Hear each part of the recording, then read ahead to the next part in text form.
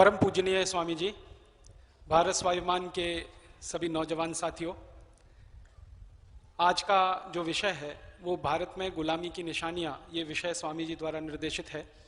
इस विषय पर मैं आपके सामने कुछ सूचनाएं, कुछ तथ्य, कुछ जानकारियां रखने की कोशिश करूंगा और आप सबसे इस बात के लिए निवेदन करूंगा कि इस विषय पर लगातार आप चिंतन करें, मनन करें और आज नहीं तो कल भारत स्वाभिमान की तरफ से कोई ऐसा कार्य करें कि ये गुलामी की निशानियां हमेशा के लिए मिट जाएं। कारण उसका बहुत साफ है कि दुनिया में कोई भी देश कभी भी अपनी गुलामी की निशानियों को सजोकर नहीं रखता। बहुत सारे देश अनेक अनेक समय पर अनेक अनेक दूसरे देशों के गुलाम हुए हैं, लेकिन जैसे ही वो देश आजाद हुए हैं उन्होंने सबसे पहले अपनी गुलामी की निशानियों को मिटाया है।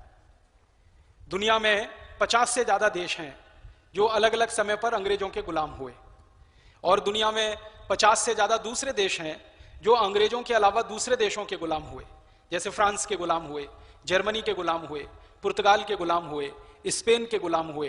तो यूरोप में एक तो इंग्लैंड है, ब्रिटेन है, उसकी गुलामी में दुनिया के 50 देश रहे हैं और इसके अलावा दूसरे 50 देश हैं जो जर्मनी, फ्रांस, स्पेन, पुर्तगाल जैसे देशों की गुलामी में रहे हैं और अलग अलग देशों की गुलामी अलग अलग समय तक चली है। अफ्रीका 450 साल तक गुलाम रहा है अंग्रेजों का। इसी तरह से अफ्रीका के जो पड़ोसी देश हैं वो अंग्रेजों के 450 साल तक गुलाम रहे हैं। कुछ एक देश 500 साल तक भी गुलाम रहे हैं इंग्लैंड के। भारत लगभग 250 वर्षों तक गुलाम रहा इंग्लैंड का। इसी तरह से स्पेन, पुर्तगाल, जर्मनी और फ्रांस की गुलामी में कोई देश 100 साल रहा, कोई 150 साल रहा। अल्जीरिया नाम का एक छोटा सा देश है, वो फ्रांस की गुलामी में 350 साल रहा। तो ऐसे अलग अलग देशों ने अलग अलग समय पर, मिस्र नाम का एक देश है वो अंग्रेजों की गुलामी में सैकड़ों साल तक रहा है। तो अलग अलग देश अलग अलग समय पर अंग्रेजों की गुलामी में, दूसरे देशों की गुलामी में है। पिछले 1000 साल का दुनिया का इतिहास आप पढ़ेंगे तो उनमें ऐसी ही बातें दिखाई देती हैं। इस देश ने उसको गुलाम बनाया, उसने उसको गुलाम बनाया। ये यूरोप में सबसे ज्यादा रहा है। अमेरिका खुद लगभग 250 साल तक इंग्लैंड का गुलाम रहा है। इंग्लैंड के पहले स्पेन का गुलाम रहा है अमेरिका। तो हर समय अलग अलग देश अलग अलग समय पर दूसरों के गुलाम होते रहे हैं। लेकिन आजादी मिलने के बाद उन देशों ने सबसे पहला जो काम किया है अपनी गुलामी की निशानियों को मिटाने का किया है। यही उनके आजाद होने का सबसे बड़ा सबूत होता है, उनके स्वतंत्र होने का सबूत होता है। जब आप स्वतंत्र हो गए, आजाद हो गए, तो आपका सबूत क्या है? तो आपने गुलामी की सारी निशानियां मिटा दी, मन से भी मिटा दी, तन से भी मिटा दी, वतन से भी मिटा दी। तब जाकर हम मानते हैं कि हाँ, हम स्वतंत्र हो गए, आजाद हो गए। सभी देश ऐसा करते रहे हैं। मैं एक देश की छोटी सी बात बताऊं आपको। इजिप्ट नाम का एक बहुत छोटा सा देश है जिसको मिस्र कहते हैं। उसका असली नाम मिस्र है। इजिप्ट नाम अंग्रेजों ने रखा क्योंकि अंग्रेजों को मिस्र का प्रोनाउंसिएशन नहीं आता था, इसलिए उसका नाम बदल के उन्होंने इजिप्ट कर दिया। मिस्र देश जब गुलाम हुआ अंग्रेजों का काफी लंबे समय तक, तो मिस्र की भाषा बदल गई, भूषा बदल गई, भोजन बदल गया, भेषज बदल गया, सब बदल गया। जैसे ही मिस्र आजाद हुआ तो आजादी के बाद सबसे पहला राष्ट्रपति वहां पर बना, उनका नाम था कमाल पाशा।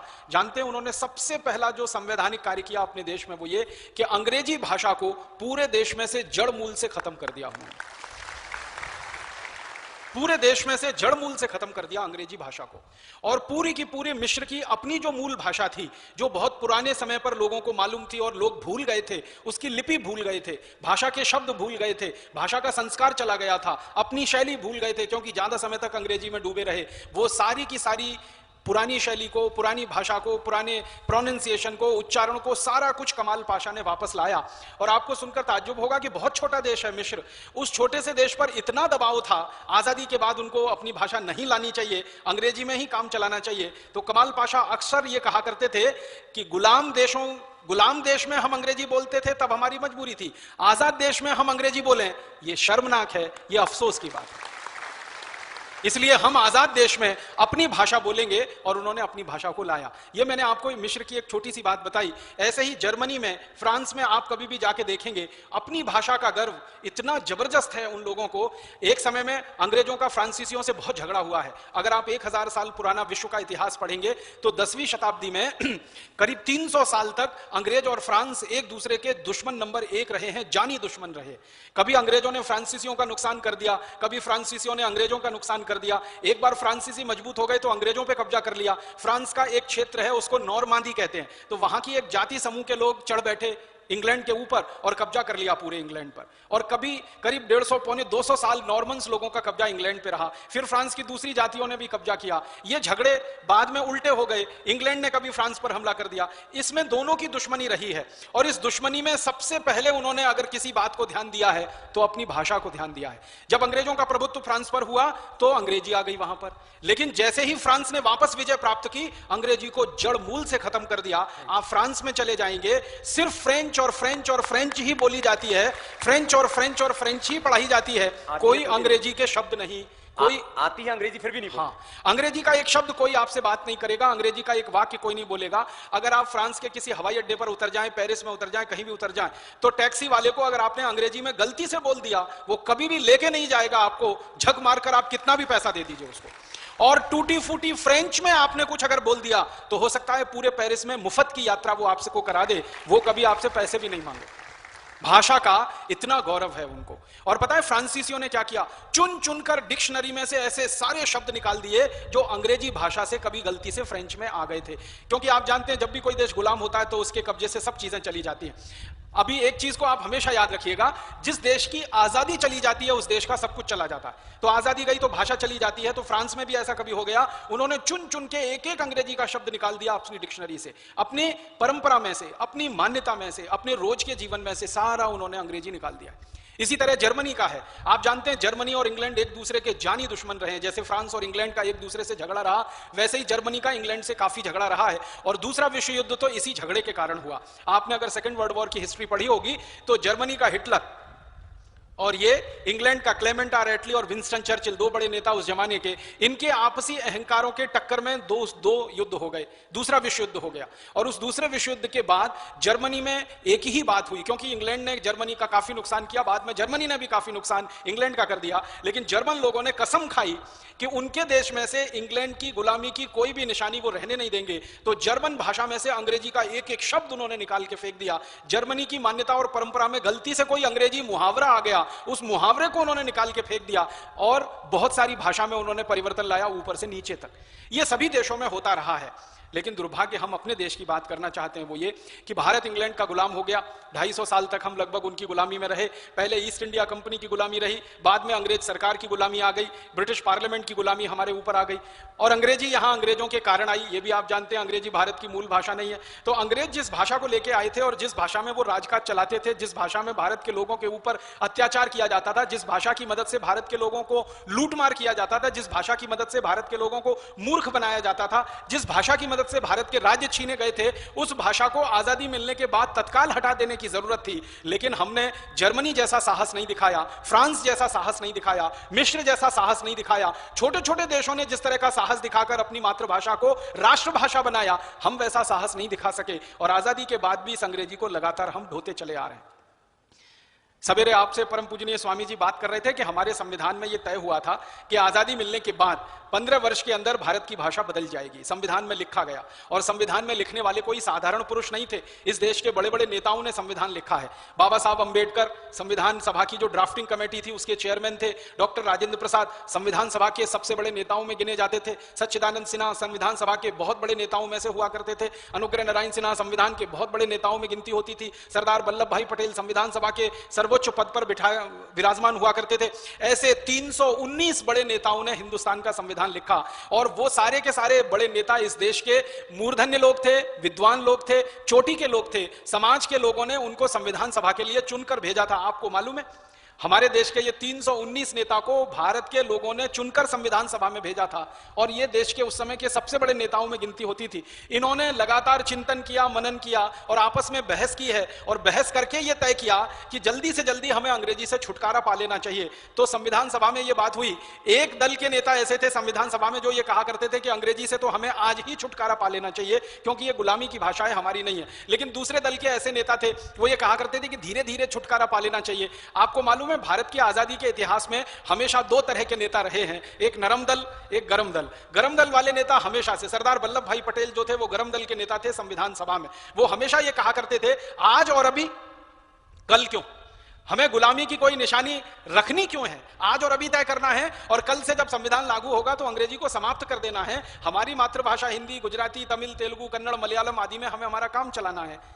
लेकिन दूसरे नरम दल के नेता थे, वो कहा करते थे नहीं नहीं इतनी जल्दी मत करो, हमें इसमें जल्दबाजी करने की कोई जरूरत नहीं है, धीरे धीरे करके अंग्रेजी हट जाएगी। दुर्भाग्य से उस समय क्या हुआ, संविधान सभा में भी नरम दल वाले नेताओं की थोड़ा बहुमत हो गया, गरम दल वाले नेताओं का अल्पमत रह गया, तो बीच का रास्ता निकाला गया। गरम दल वाले कहते थे तुरंत अंग्रेजी हटाओ, नरम दल वाले कहते थे धीरे धीरे हटाओ, तो बीच का रास्ता निकाला गया कि चलो ठीक है 15 साल एक समय तय कर लेते हैं, 15 साल में हम अंग्रेजी को पूरी तरह से विदा कर देंगे। ये तय हो गया, लिख गया। जब तय हो गया और लिख गया और संविधान की सभा का प्रस्ताव बन गया और उसके बाद वो दस्तावेज बन गया, तो उसके बाद आजादी के 62 साल होने को आए हैं, अभी भी अंग्रेजी को क्यों नहीं हटाया गया, क्यों नहीं उसको विदा किया गया। जिस तरह से हमने अंग्रेजों को भगाया था, अंग्रेजी को ऐसे ही भगाया जाना चाहिए था, लेकिन वो नहीं हो पाया। ये बहुत शर्म की बात है, बहुत अफसोस की बात है। और जिन लोगों ने अंग्रेजी को हटने नहीं दिया इस देश में से, उन लोगों के तर्क क्या हैं, कुतर्क क्या है, वो हमें जानना चाहिए। क्योंकि जब आप समाज में जाएंगे और आप ये बात करेंगे ना कि हमारा भारत स्वाभिमान का संविधान क्या है, हमारे भारत स्वाभिमान की नीतियां क्या हैं, तो सबसे पहली और प्रमुख नीतियों में से एक है भाषा की नीति हमारी। हम ये चाहते हैं कि भारत के सारे विद्यार्थियों को सभी तरह की उच्च शिक्षा मातृभाषा में ही उपलब्ध होनी चाहिए। हमारे भारत के सभी न्यायालयों में, उच्चतम न्यायालय में, उच्च न्यायालय में, जिला न्यायालय में, तहसील न्यायालय में, हर व्यक्ति को न्याय की उम्मीद उसकी मातृभाषा में ही होनी चाहिए और न्याय का निष्पादन भी उसकी मातृभाषा में होना चाहिए। न्याय हिंदी में मिले, तमिल में मिले, तेलुगु में मिले, मलयालम में मिले, और न्याय करने वाले तमिल, तेलुगु, मलयालम, हिंदी आदि का उपयोग करें, न्याय करवाने वाले इनका उपयोग करें। यह हमारे भारत स्वाभिमान की बहुत स्पष्ट नीति है। जब आप इस नीति को लेकर लोगों के बीच में जाएंगे तो ये बातें आपको ध्यान रखनी है। लोग आपसे कुतर्क करेंगे और वो कुतर्क हैं उन लोगों के जिन्होंने अंग्रेजी को हटने नहीं दिया इस देश में से। संविधान सभा में अंग्रेजी का सबसे ज्यादा समर्थन अगर किसी ने किया तो भारत के प्रथम प्रधानमंत्री पंडित जवाहरलाल नेहरू ने किया।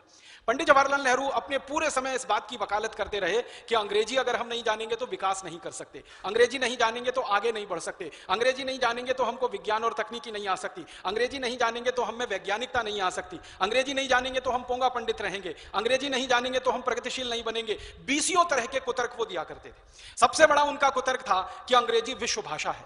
मैं आपको जानकारी के लिए कहना चाहता हूं, आप खुद इस बात को कोशिश करिए वेरीफाई करने की, प्रमाणित करने की। दुनिया में 200 देश हैं, उनमें से 7 देश की राष्ट्रभाषा अंग्रेजी और 7 और देशों में बोलने की भाषा अंग्रेजी, कुल मिलाकर 14। अब 200 देशों में से सिर्फ 14 देशों में अंग्रेजी अगर बोली जा रही है तो कितने प्रतिशत देशों में अंग्रेजी बोली जा रही है? 10% भी नहीं हुआ। 10% भी गिनेंगे तो 20 देश हो जाते हैं। 7%। अब 7% देशों में अंग्रेजी भाषा के रूप में इस्तेमाल हो रही है, बाकी 93% देशों में अंग्रेजी का कोई नाम लेवा नहीं है, उसके गाने गाने वाला कोई नहीं है, उसकी बात करने वाला कोई नहीं है। तो विश्व भाषा कैसे हो गई बताइए?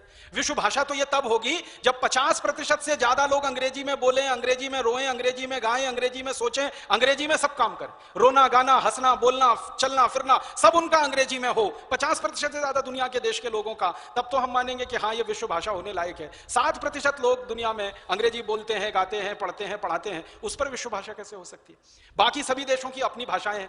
अगर जनसंख्या के हिसाब से भाषा को गिनती करना शुरू करें ना, जनसंख्या के हिसाब से दुनिया में सबसे ज्यादा बोली जाने वाली भाषा चाइनीज है, वो नंबर 1 है, और फिर सीधे नंबर आता है हिंदी है, वो नंबर 2 पर है। दुनिया में जनसंख्या के हिसाब से चीन इस समय सबसे आगे है, लगभग 148 करोड़ की जनसंख्या है। तो दुनिया में लगभग 148 करोड़ लोग चीनी बोलते हैं, चीनी जानते हैं, चीनी समझते हैं और चीनी का व्यवहार करते हैं। उसके बाद दूसरे नंबर पर सबसे ज्यादा जो भाषा का व्यवहार होता है, जिसको लोग जानते हैं, समझते हैं, बात करते हैं, वो हिंदी है। हिंदी को जानने वाले, समझने वाले लोगों की संख्या कम से कम 100 करोड़ के आसपास है पूरी दुनिया में, हिंदी को जानने और समझने वाले। और हिंदी को बोलने वालों की संख्या इस देश में और दुनिया में 87 करोड़ है। सीधे चीनी भाषा के बाद दूसरे नंबर पर जो भाषा आती है वो हिंदी आती है। जब दुनिया में दूसरे नंबर पर हिंदी है, लेकिन अपने देश में पहले नंबर पर तो होनी चाहिए, वो नहीं हो पाई आज तक। पहले नंबर पर इस देश में अभी भी अंग्रेजी का राज है, अंग्रेजी महारानी की तरह से है और हिंदी उसकी दासी की तरह से इस देश में व्यवहार में लाई जाती है। बहुत शर्म की बात है, बहुत अफसोस की बात है। दुनिया में यह कुतर्क फैलाया गया कि अंग्रेजी बहुत वैज्ञानिक है। आपने अगर थोड़ी भी अंग्रेजी पढ़ी होगी तो 1-2 सवाल आपसे कर लेता हूं। पीयूटी पुट तो बीयूटी बुट यही होना चाहिए, और अगर बीयूटी बट तो पीयूटी पट होना चाहिए कि नहीं? बीयूटी बट है तो पीयूटी पट होना चाहिए, पीयूटी पुट है तो बीयूटी बुट होना चाहिए। क्या वैज्ञानिकता है? एक जगह बट है, एक जगह पुट है, या एक जगह पुट है, दूसरी जगह बट है। प्रोनाउंसिएशन, उच्चारण तो एक ही होना चाहिए ना, वैज्ञानिक भाषा में तो एक ही होना चाहिए। एक और उदाहरण देता हूं, केमिस्ट्री क्या स्पेलिंग है? CHEMISTRY। केमिस्ट्री बोलते हैं ना, तो केमिस्ट्री बोलते हैं तो केमिस्ट्री के हिसाब से कोपड़ा होना चाहिए, CHOPARA। एक जाति होती है ना चोपड़ा, तो चोपड़ा को कोपड़ा बोलना चाहिए, बोलना चाहिए कि नहीं? और अगर चोपड़ा को चोपड़ा बोल रहे हो तो केमिस्ट्री को केमिस्ट्री बोलना चाहिए, CHEMISTRY। तो अगर वहां केमिस्ट्री नहीं होता तो यहां चोपड़ा कैसे हो गया, और यहां चोपड़ा है तो वहां केमिस्ट्री कैसे हो गई? किसी भी भाषा की वैज्ञानिकता को अगर आप परखना चाहें तो उसमें बोलने के लिए जो शब्द का उच्चारण का महत्व है वो हर समय एक जैसा ही होता है, वो समय समय पे बदलता नहीं है। कभी सी का हो जाता है, कभी सी सा हो जाता है। सी के साथ ए लग गया तो कई बार का उच्चारण देने लगता है, सी के साथ आई लग गया, ई लग गया तो वो सा का हो जाता है। तो ये क्या चक्कर है भाई? भाषा में इतने ज्यादा इसमें विसंगतियां हैं। अगर अंग्रेजी की विसंगतियों पे मैं व्याख्यान करूं तो 3 घंटे यही विषय पे मैं आपसे बात कर सकता हूं। आपका सिर्फ ध्यान आकर्षित कर रहा हूं कि विसंगतियां इतनी ज्यादा हैं अंग्रेजी में, अंग्रेजी के जो बड़े विद्वान हैं वो भी उनका निराकरण नहीं कर पाते, तो वैज्ञानिकता कैसी है? और सबसे खराब बात है जो अंग्रेजी की वो ये है कि आप अंग्रेजी में सोच नहीं सकते, चिंतन नहीं कर सकते। अगर आपको सोचना पड़ेगा, चिंतन करना पड़ेगा तो आपकी मातृभाषा में ही संभव है। आप मूल भाषा मातृभाषा में ही चिंतन कर सकते हैं, उसी में सोच सकते हैं, उसी में विचार कर सकते हैं। आप अपने घर में व्यवहार करते हैं तो मातृभाषा में ही कर सकते हैं। घर के लोगों से हंसी मजाक करते हैं तो मातृभाषा में ही कर सकते हैं। अगर आप बहुत दुखी हो जाएं और आप अवसाद की स्थिति में चले जाएं तो भी मातृभाषा में ही शब्द आपके मुंह से निकलेंगे। हे राम, हाय राम, क्या कर दिया, हे गॉड नहीं निकलेगा, ओ गॉड नहीं निकलेगा, क्योंकि भाषा आपके खून में घुसी हुई है, संस्कार में पूरी तरह से बसी हुई है, रची हुई है। तो आप जिस भाषा में रोएंगे, गाएंगे, जिस भाषा में हंसेंगे, हंसाएंगे, जिस भाषा में बात करेंगे, व्यवहार करेंगे, वो भाषा आपके लिए अनुकूल होगी और शब्दों का भंडार आपके पास पर्याप्त होगा। लेकिन अंग्रेजी भाषा में चूंकि आप मूल काम कोई कर नहीं पाएंगे तो हर बार अंग्रेजी में आपको कुछ करना पड़ेगा, तो भाषांतर करना पड़ेगा, और भाषांतर करने में 6 गुना ज्यादा समय खर्च होगा। आप चाहें तो करके देख लीजिए।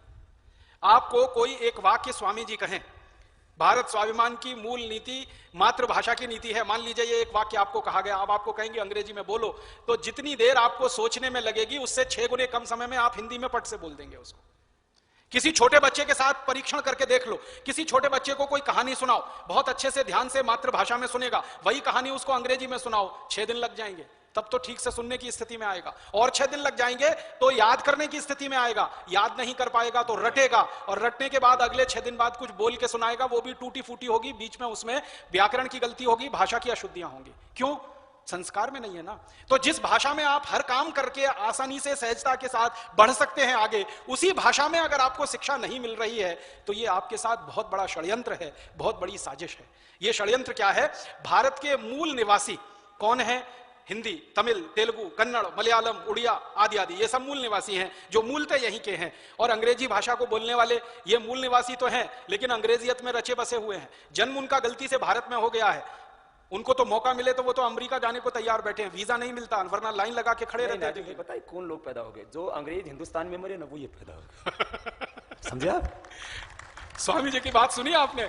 जो अंग्रेज मर गए उनकी आत्मा इनमें प्रवेश कर गई है, जो अंग्रेजी बोलते हैं आज इस देश। वो भूत बन के पैदा हुए हैं यहाँ, तो मर गए ना हिंदुस्तान में। और इनका ना संस्कार भारत का है, ना इनकी मान्यता परंपरा भारत की है। अंग्रेजी में सब काम करते हैं, बोलते चालते हैं, क्योंकि उनका प्रभुत्व बना रहे, क्योंकि अंग्रेजी के आधार पर अंग्रेजों का प्रभुत्व था।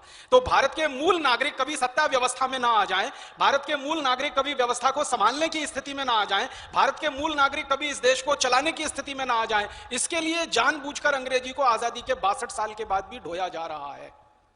और मैं आपको एक बात बताना चाहता हूं जो आप खुद महसूस कर सकते हैं, देख सकते हैं। अंग्रेजी भाषा के जो स्कूल चलते हैं ना, अलग अलग जगह पब्लिक स्कूल चलते हैं, कुछ कॉन्वेंट स्कूल चलते हैं, मैंने बहुत बार करके देखा है, उनका मूल ज्ञान बहुत ही कम है वहां के विद्यार्थियों का। और जो हिंदी मातृभाषा के स्कूल चलते हैं ना, या कन्नड़, तमिल, तेलुगु, उड़िया आदि के मूल स्कूल चलते हैं, उनके बच्चों का मूल ज्ञान बहुत ज्यादा है। मूल ज्ञान समझते हैं? जो जिस पर आप सारी इमारत खड़ी करते हैं अपनी जिंदगी की, वो मूल ज्ञान जो मातृभाषा के विद्यार्थी हैं उनका सबसे ऊंचा है, और जो अंग्रेजी भाषा के विद्यार्थी हैं उनका सबसे नीचा है। अगर आप मूल ज्ञान की स्थिति का अगर तुलनात्मक अध्ययन करेंगे तो मातृभाषा के विद्यार्थी गणित में बहुत ऊंचे हैं, मातृभाषा के विद्यार्थी भौतिक शास्त्र में बहुत ऊंचे हैं, मातृभाषा के विद्यार्थी रसायन शास्त्र में बहुत ऊंचे हैं, मातृभाषा के विद्यार्थी समाज शास्त्र में बहुत ऊंचे हैं। मातृभाषा के विद्यार्थी सिर्फ अंग्रेजी में कमजोर हैं, इसलिए वो जिंदगी के हर क्षेत्र में कमजोर हो गए हैं और कहीं भी आगे बढ़ने के लिए उनके सारे रास्ते बंद हैं। वो अंग्रेजी में फेल हो जाते हैं, बाकी सभी विषयों में उनके 100 में से 99 नंबर आते हैं, 100 में से 98 नंबर आते हैं, 100 में से 95 नंबर आते हैं, बाकी सभी विषयों में बस अंग्रेजी में उनके 100 में से 40 आते हैं या 45 आते हैं। इस कारण से वो आईएएस नहीं बन पाते, सिविल सर्विसेज में नहीं जा पाते, वो आईपीएस नहीं बन पाते, सिविल सर्विसेज में नहीं जा पाते, वो आईसीएस आईएफएस नहीं बन पाते, आईआरएस नहीं बन पाते, ऑल इंडिया सर्विसेज में, ऑल इंडिया कैडर में नहीं जा पाते। कितना बड़ा उनके साथ अन्याय हो रहा है, आप सोचिए। मूल विषय का सारा ज्ञान उनको है, बस एक भाषा का ज्ञान उनको नहीं है, और वो भी ऐसी भाषा जो विदेशी भाषा है उसमें उनको ज्ञान नहीं है, तो उनको सबको पीछे रह जाना पड़ता है। और जिनको सिर्फ विदेशी भाषा आती है और विषय का ज्ञान कुछ खास नहीं होता है, वो सब उच्च पदों पर पहुंच जाते हैं, और इसी कारण से देश की व्यवस्थाओं को ठीक तरह से चला नहीं पाते हैं, और देश की सारी व्यवस्था को गुड़गोबर करके और पूरे समाज का सत्यानाश और सर्वनाश कर देते हैं। ये बहुत बड़ी बात है। विदेश में रहने वाला चपरासी, ड्राइवर, झाड़ू लगाने वाला, लैट्रिन साफ करने वाला भी अंग्रेजी जानता है, तो अंग्रेजी जानने से वो बड़ा नहीं हो जाता, वो झाड़ू लगाता है, वो लैट्रिन ही साफ करता है। तो अंग्रेजी जिसको आती है हम मानते हैं वो बहुत कुछ जानता है।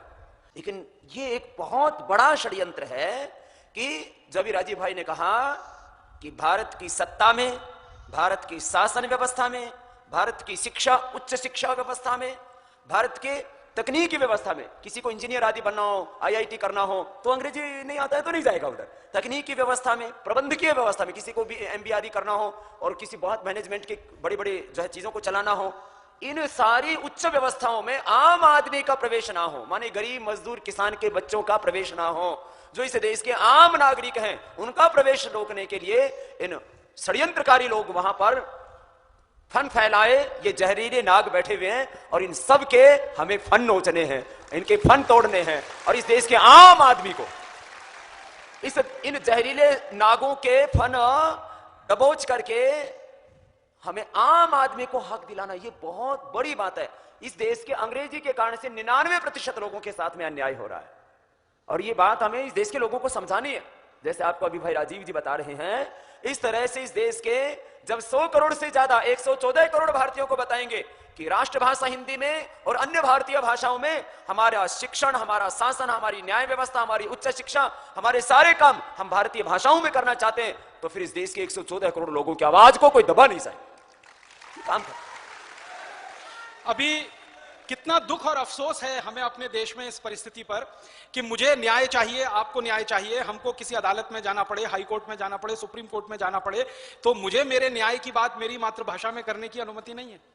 वकील को सारी बात हम अपनी मातृभाषा में समझाएंगे, फिर वकील उसको अंग्रेजी में भाषांतर करेगा, फिर उसके आधार पर पिटीशन ड्राफ्ट होगी, फिर वकील उसको अंग्रेजी में जज को समझाएगा, फिर जज वकील के साथ अंग्रेजी में सब कुछ वार्तालाप करेगा, उसके बाद फैसला आएगा, वो अंग्रेजी में लिखा जाएगा। न्याय पाने वाले को अंग्रेजी का कुछ एबीसीडी नहीं आता, लेकिन न्याय की पूरी पत्रिका उसको अंग्रेजी में दी जाएगी, तो वो क्या करे, उसको निचोड़े कि नहाए कि खाए कि बनाए, क्या करे, आग लगाए, उसमें करे क्या, उसको मालूम नहीं है। अंग्रेजी का एबीसीडी नहीं आता, वो बेचारा सीधा साधा भोला भाला आदमी है, और वो अदालत में जाके उच्च न्यायालय में, सर्वोच्च न्यायालय में अगर फरियाद करता है तो फरियाद हिंदी में ना सुनी जाकर अंग्रेजी में ही सुनी जाएगी, और फैसला भी अंग्रेजी में दिया जाएगा। इसका मतलब हमारी न्याय व्यवस्था साधारण आदमी को न्याय से वंचित रख रही है और उसको अन्याय की तरफ धकेल रही है। और ऐसा अन्याय जब बार बार किसी के ऊपर होगा तो फिर वो विद्रोही हो जाएगा, और शासन व्यवस्था के खिलाफ वो विद्रोह करेगा तो किसी दिन हथियार उठाएगा, नक्सली हो जाएगा, आतंकवादी उग्रवादी हो जाएगा, फिर हमारी शासन व्यवस्था चिल्लाएगी कि इतने सारे लोग नक्सली हो रहे हैं, आतंकवादी उग्रवादी हो रहे हैं। जब न्याय नहीं मिलता है किसी आदमी को और अन्याय बार बार उसके ऊपर होता ही चला जाता है,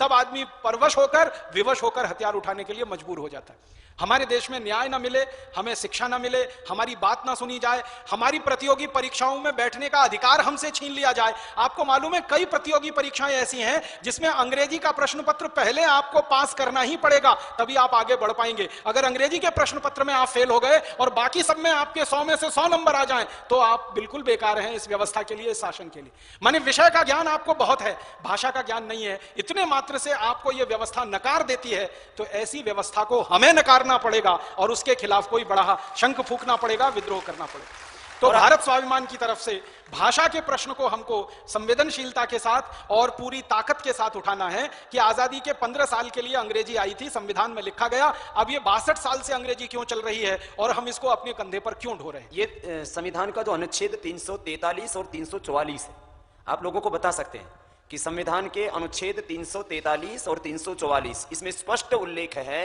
कि संघ की भाषा, राष्ट्र की भाषा हिंदी होगी, और अन्य भारतीय भाषाओं में, अलग अलग प्रांतों में अन्य भारतीय भाषाओं में, अपनी मातृभाषा में हमारी शासन, हमारी शिक्षा, हमारी न्याय व्यवस्था होगी। लेकिन यह तो सीधा सीधा संविधान का ही उल्लंघन है। लेकिन अब यदि इसके हाई कोर्ट या सुप्रीम कोर्ट में हमें रिट भी दायर करनी पड़े तो अंग्रेजी में करनी पड़ेगी। क्यों? कि सुप्रीम कोर्ट में और हाई कोर्ट में आप हिंदी में रिट ही नहीं कर सकते। आप माने ये कितने बड़ा न्याय। माने एक तरफ देश का संविधान को हम बड़ा माने या देश को बड़ा माने, देशवासियों को बड़ा माने, ये बहुत बड़ी विद्रूपता है। तो संविधान के, हमारे इंडियन कॉन्स्टिट्यूट के जो है 343 भारतीय संविधान की और 344 धाराओं के अनुरूप, ये हम कहीं असंवैधानिक बात नहीं कर रहे हैं, अवैज्ञानिक बात नहीं कर रहे हैं। अभी भाई राजीव जी आपको तर्क देंगे उस विषय में भी कि ये अवैज्ञानिक भाषा, और दूसरा बोल रहे थे ना लोग बोलते विकास होगा, विज्ञान और तकनीकी की भाषा है। बताओ जापान का विकास कम है पूरी दुनिया में? पूरी दुनिया में सबसे अच्छी टेक्नोलॉजी अभी तक भी हमारे भारत में तो कम से कम जापान की मानते हैं। और जापान का एक भी आदमी जान करके, वहां के प्रधानमंत्री से लेकर के चपरासी तक, एक भी आदमी अंग्रेजी में नहीं बात करता है, खाली अपनी जापानीज में बात करते हैं। तो हमारे देश में ऐसा क्यों नहीं हो सकता? तो ये बहुत बड़ा मुद्दा है। और जो अभी राजीव भाई ने कहा ना कि कुछ ये जहरीले नाग बैठे, इनके फन कुचली बनाई बात बनेगी नहीं। कुछ चंडाल चौकड़ी बैठ गई है ऊपर, वो चाहती है कि हमारे और हमारे बच्चों के अलावा, क्योंकि उनके परिवारों में अंग्रेजी का माहौल है, उनको कोशिश की जाती है, बार बार पढ़ाया जाता है, सिखाया जाता है कि हमारे और हमारे परिवार के बच्चों के अलावा इस देश के उच्च आसनों पर, उच्च पदों पर, उच्च व्यवस्थाओं में, उच्च शिक्षा में, तकनीकी में, प्रबंधन में, उद्योग में, व्यापार में किसी का प्रवेश ना हो। तो 99% लोगों के साथ में बहुत बड़ा अन्याय हो रहा है। मैं आपको जापान के साथ ही एक दूसरा उदाहरण देता हूं। जर्मनी का दुनिया की सारी तकनीकी में सर्वश्रेष्ठ तकनीकी मानी जाती है जर्मनी की, फिर जापान की। मैकेनिकल इंजीनियरिंग में, इलेक्ट्रॉनिक्स इंजीनियरिंग में, इलेक्ट्रिकल इंजीनियरिंग में, ऑटोमोबाइल इंजीनियरिंग में, टेक्सटाइल इंजीनियरिंग में, जितनी भी इंजीनियरिंग के क्षेत्र हैं जहां से तकनीकी निकलती है, प्रौद्योगिकी निकलती है, बड़ी बड़ी मशीनें हाँ हाँ, सारी दुनिया में सर्वश्रेष्ठ तकनीकी है जर्मनी की और फिर है जापान की। लेकिन आपको मालूम है जर्मनी की मातृभाषा जर्मन है, वहां के सारे विद्यार्थी पहली कक्षा से लेकर आखिरी कक्षा तक जर्मन में पढ़ते हैं, इंजीनियरिंग जर्मन में करते हैं, मैनेजमेंट की पढ़ाई जर्मन में होती है, सारी प्रौद्योगिकी की पढ़ाई जर्मन में होती है, मेडिकल की पढ़ाई जर्मन में होती है। और जर्मनी 7 करोड़ से कम आबादी का देश है। मालूम है आबादी 7 करोड़ से कम है, अभी 7 करोड़ भी पूरी नहीं है। हमारे हिंदुस्तान में जर्मनी से बड़े कई राज्य हैं। हमारा ये उत्तर प्रदेश जर्मनी से बड़ा है, हमारा बिहार जर्मनी से बड़ा है, बंगाल जर्मनी से बड़ा है, आंध्र प्रदेश जर्मनी से बड़ा है, महाराष्ट्र जर्मनी से बड़ा है। भारत के तो 10-11 राज्य जर्मनी से बड़े हैं। जर्मनी 7 करोड़ से कम का देश है और वहां अगर सारे इंजीनियरिंग की पढ़ाई जर्मन में हो सकती है, 7 करोड़ की आबादी का देश अगर यह कर सकता है, तो 115 करोड़ की आबादी का देश इंजीनियरिंग में पढ़ाई क्यों नहीं कर सकता? और आपको मालूम है फ्रांस की आबादी तो जर्मनी से भी कम है, 5 करोड़ 80 लाख की आबादी है इस समय। और 5 करोड़ 80 लाख की आबादी का फ्रांस अपनी पूरी पढ़ाई फ्रेंच में कर सकता है, इंजीनियरिंग की, डॉक्टरी की, मैनेजमेंट की सारी पढ़ाई वो फ्रेंच में कर सकते हैं। तो हम 115 करोड़ वाले अपनी सारी की सारी पढ़ाई तमिल, तेलुगु, कन्नड़, मलयालम, हिंदी में क्यों नहीं कर सकते? ऐसे ही पुर्तगाल तो 2 करोड़ की आबादी का देश है, पुर्तगाल की आबादी तो और भी 2 करोड़ है। पुर्तगाल की पूरी शिक्षा व्यवस्था चलती है तो पोर्चुगीज में चलती है, और पोर्चुगीज में शिक्षा लेकर वो इंजीनियर, डॉक्टर, साइंटिस्ट बन सकते हैं और उनके यहां नोबेल पुरस्कार प्राप्त वैज्ञानिक पैदा हो सकते हैं, और सारी दुनिया में वो व्यापार कर रहे हैं पोर्चुगीज के आधार पर। तो हम 115 करोड़ के लोग क्यों नहीं कर सकते? दुनिया में हमसे ज्यादा छोटे छोटे देश, हमसे ज्यादा कमजोर देश, कमजोर से मतलब संसाधनों में कमजोर, भगवान का दिया हुआ प्राकृतिक संपदा जिनके पास सबसे कम है, अगर वो अपनी मातृभाषाओं में सब कुछ कर सकते हैं तो हम भी हिंदी में सब कुछ कर सकते हैं। हिंदी में कुछ नहीं हो सकता, उसका सबसे पहला कुतर्क आया हमारी सरकार की तरफ से, वो ये कि हमारे पास वैज्ञानिक शब्दों की कमी है। अभी थोड़े दिन से केंद्रीय हिंदी संस्थान नाम की एक बहुत बड़ी संस्था है आगरा में, जिनका मुख्य कार्यालय है, उन्होंने पूरा शब्दकोश तैयार कर दिया। 1-2 नहीं, हजारों नहीं, लाखों शब्द हैं जो विज्ञान के लिए काम के उपयोग के आ सकते हैं। तो अब तो ये तर्क भी खत्म हो गया। संस्कृत उसका स्रोत, और संविधान में लिखा हुआ है कि जहां आवश्यकता पड़ेगी भाषा में, वो शब्द जो है मूल मुख्यतः स्पष्ट किया हुआ है संविधान में, संस्कृत से लिए जाएंगे और दूसरे अन्य भारतीय भाषाओं से लिए जा सकते हैं। तो संस्कृत में एक अकेली संस्कृत है जिसमें करोड़ों नहीं अरबों शब्दों की उत्पत्ति का सामर्थ्य है, क्योंकि मैंने 5 साल व्याकरण ग्रामर पढ़ा है। 1 तो नहीं, लाखों नहीं, करोड़ों नहीं, अरबों खरबों शब्द उत्पन्न करने का सामर्थ्य है, जिसमें 4000 पाणिनि के सूत्र हैं, 2000 धातुएं हैं, कुछ उसमें गणसूत्र हैं, उनादि कोश है, और जो है उधर निघंटु है। ये इतना बड़ा व्याकरण का शास्त्र है, 5 साल मैंने उसको स्वयं पढ़ा है। और मैं तो कहता हूं भारत नहीं, हम पूरी दुनिया को चलाने के लिए शब्दों की उत्पत्ति भारत से करके दे सकते हैं, इतना ज्यादा शब्द सामर्थ्य है। और आपको यह भी मालूम है कि आज की दुनिया के सब सर्वश्रेष्ठ जो वैज्ञानिक माने जाते हैं ना कंप्यूटर चलने और चलाने के लिए जिस मूल चीज की आवश्यकता होती है उसको वो लोग अंग्रेजी में एल्गोरिदम कहते हैं। पहले एल्गोरिदम बनती है, इसमें हिंदी में हम उसको प्रमेय कहते हैं। तो पहले एल्गोरिदम तैयार होती है, उसके आधार पर कंप्यूटर के चलने की सारी भाषाएं विकसित होती है। आपको सुनकर यह ताज्जुब होगा और हैरानी होगी कि अमेरिका, जर्मनी, फ्रांस, जापान, दुनिया भर के सारे देशों के वैज्ञानिक अभी इस एक निष्कर्ष पर पहुंच चुके हैं कि दुनिया की सर्वश्रेष्ठ एल्गोरिदम तैयार हो सकती है तो संस्कृत में ही हो सकती है, दूसरी किसी भाषा में हो ही नहीं सकती। और एक इसमें भी क्या षड्यंत्र चलता है, देखो अभी पिछले कई वर्षों से हरियाणा में संस्कृत अनिवार्य थी, लेकिन वहां से उसकी अनिवार्यता खत्म करने के लिए षड्यंत्र शुरू हो गया। माने इतने ज्यादा षड्यंत्र हो रहे हैं भाषा के स्तर पर तो, और भाषा ही हमारी अभिव्यक्ति का, हमारी व्यवस्थाओं का, हमारे समस्त व्यवहार का जो सबसे बड़ा स्रोत है वो भाषा है, और उसके ऊपर इतना आक्रमण हो रहा है, देख के कई बार कौन खोलता है। तो ये हमें तय कर लेना है अब अपने स्तर पर कि हम हमारे व्यक्तिगत और वैयक्तिक जीवन में अंग्रेजियत की और अंग्रेजी भाषा की गुलामी से बाहर आएंगे। हमें सरकार को बाहर लाना है इस गुलामी से, क्योंकि अंग्रेजी भाषा हमारी मातृभाषा नहीं है, अंग्रेजों द्वारा थोपी गई भाषा है, जबरदस्ती हमारे ऊपर लादी गई भाषा है, जिसने हमारी पूरी वैज्ञानिकता को ढक दिया है, हमारे बुद्धि विकास को पूरी तरह से रोक दिया है। आप 2 बच्चों के ऊपर परीक्षण करके देख लीजिए, एक बच्चे को बचपन से अंग्रेजी सिखाना और पढ़ाना शुरू कर दीजिए और दूसरे को मातृभाषा में सिखाना और पढ़ाना शुरू कर दीजिए, जितनी कुशाग्र बुद्धि मातृभाषा वाले की होगी अंग्रेजी वाले की नहीं होगी। एक आईक्यू टेस्ट होता है ना, इंटेलिजेंट क्वेस्ट का टेस्ट, इंटेलिजेंसी क्वेस्ट और इंटेलिजेंटी क्वोशंट जब इंटेलिजेंसी का नापा जाता है वो सबसे ज्यादा मातृभाषा वाले विद्यार्थियों का ही निकलता है, अंग्रेजी भाषा के विद्यार्थियों का कभी नहीं निकलता। और मैंने हिंदुस्तान में एक सूची बनाई है कि जिन्होंने अंग्रेजी भाषा में पढ़ा है वो कहां पहुंचे हैं और जो मातृभाषा से पढ़कर आए हैं वो कहां पहुंचे हैं। इस देश के जो अर्थव्यवस्था के चोटी पर बैठे हुए लोग हैं ना, जैसे धीरूभाई अंबानी, बिरला परिवार, नुस्ली वाडिया परिवार, ऐसे 72 परिवार हैं इस देश में। इन 72 परिवारों में से 3 को छोड़कर 69 परिवारों के शीर्ष पर जो लोग बैठे हुए हैं वो सब मातृभाषा के पढ़े हुए लोग हैं। कोई गुजराती में पढ़ा है, कोई तमिल में पढ़ा है, कोई तेलुगु में पढ़ा है, कोई कन्नड़ में पढ़ा है, कोई हिंदी में पढ़ा है, कोई पंजाबी गुरुमुखी में पढ़ा है और शीर्ष पर पहुंचा है। और आपको सुनकर हंसी आएगी कि अंग्रेजी भाषा में जो पढ़े हुए लोग हैं वो इन मातृभाषा वालों के नीचे 10-10 हजार रुपये की नौकरी कर रहे हैं, 15-15 हजार रुपये के नौकर है जो अंग्रेजी से पढ़कर निकले, हार्वर्ड से पढ़कर आए, ह्यूस्टन से पढ़कर आए, ऑक्सफोर्ड से पढ़कर आए, कैम्ब्रिज से पढ़कर आए, वो इनके नीचे नौकरी पर हैं 10,000 की, 15,000 की, 20,000 की, 25,000 की। मालिक जो हैं कंपनियों के, जिन्होंने एम्पायर खड़ा किया है, साम्राज्य खड़ा किया है, वो तो सब मातृभाषा वाले लोग हैं। इसी तरह वैज्ञानिकों की सूची बनाई है मैंने, आप हैरान हो जाएंगे, चोटी के सारे वैज्ञानिक इस देश में 1% अपवाद को छोड़कर सारे चोटी के वैज्ञानिक इस देश में मातृभाषा के स्कूलों में पढ़कर निकले इस देश में। आपको तो सबसे बड़ा उदाहरण देता हूं, हमारे पूर्व राष्ट्रपति डॉक्टर एपीजे अब्दुल कलाम, जिन्होंने मिसाइल बनाने के क्षेत्र में इस देश को आत्मनिर्भर बनाया और जिन्होंने इस देश में परमाणु बम का परीक्षण करवाया श्री अटल बिहारी वाजपेयी के जमाने में। उनकी बुद्धि का कमाल देखो कि परमाणु बम का परीक्षण हो गया और अमेरिका जैसे देश को पता ही नहीं चला। अमेरिका के जासूसी करने वाले सैटेलाइट हैं, हमारे स्पेस के ऊपर अमेरिकन सैटेलाइट 1-1 मिनट की जासूसी करते हैं। हम यहां बैठे हैं और इतना बड़ा समूह है, इसकी जासूसी वो कर लेते हैं। वो अमेरिकी वैज्ञानिकों को डॉक्टर एपीजे अब्दुल कलाम की बुद्धि ने ऐसा चकराया कि वो कहीं और व्यस्त थे और यहां परमाणु बम के परीक्षण पर परीक्षण हो गए और अमेरिका वाले हैरान परेशान कि भारत के लोग इतने होशियार कैसे हो गए। ये होशियारी पता है कहां से आई? अब्दुल कलाम की तमिल बुद्धि में से ये होशियारी निकली, ये अंग्रेजी बुद्धि में से नहीं निकल सकती। दूसरा बड़ा नाम बताता हूं, इस देश में सबसे पहला सुपर कंप्यूटर जिस वैज्ञानिक ने बनाया, डॉक्टर विजय भटकर, वो पूरी तरह से मराठी भाषा से पढ़कर निकले हुए वैज्ञानिक हैं। आपको मालूम, एक जमाना था कि हमारे पास सुपर कंप्यूटर नहीं था। हमारे देश के प्रधानमंत्री श्री राजीव गांधी अमेरिका गए थे सुपर कंप्यूटर मांगने के लिए। अमेरिका ने मना कर दिया कि हम सुपर कंप्यूटर किसी को नहीं बेचते, क्योंकि हम हमारी लेटेस्ट टेक्नोलॉजी किसी को नहीं दे सकते। राजीव गांधी अपना सा मुंह लेके वापस चले आए। डॉक्टर विजय भटकर और उनकी टीम ने राजीव गांधी को कहा कि आप हमको थोड़ा समय दीजिए और थोड़ा सा पैसा दीजिए, हम आपको सुपर कंप्यूटर अमेरिका से भी बेहतर बना कर देंगे। तो पहले तो राजीव गांधी को भरोसा नहीं हुआ कि ऐसा हो सकता है, लेकिन मरता क्या ना करता, कोई चारा नहीं था, सुपर कंप्यूटर बनाना ही था, कोई देने को हमको तैयार नहीं था। तो उन्होंने डॉक्टर विजय भटकर और उनकी टीम को काम पे लगाया, उनको प्रोजेक्ट सैंक्शन करके दिया, पैसे दिए, और डॉक्टर विजय भटकर ने तय समय से आधे समय में दुनिया का सर्वश्रेष्ठ सुपर कंप्यूटर बना के दुनिया को दिखाया।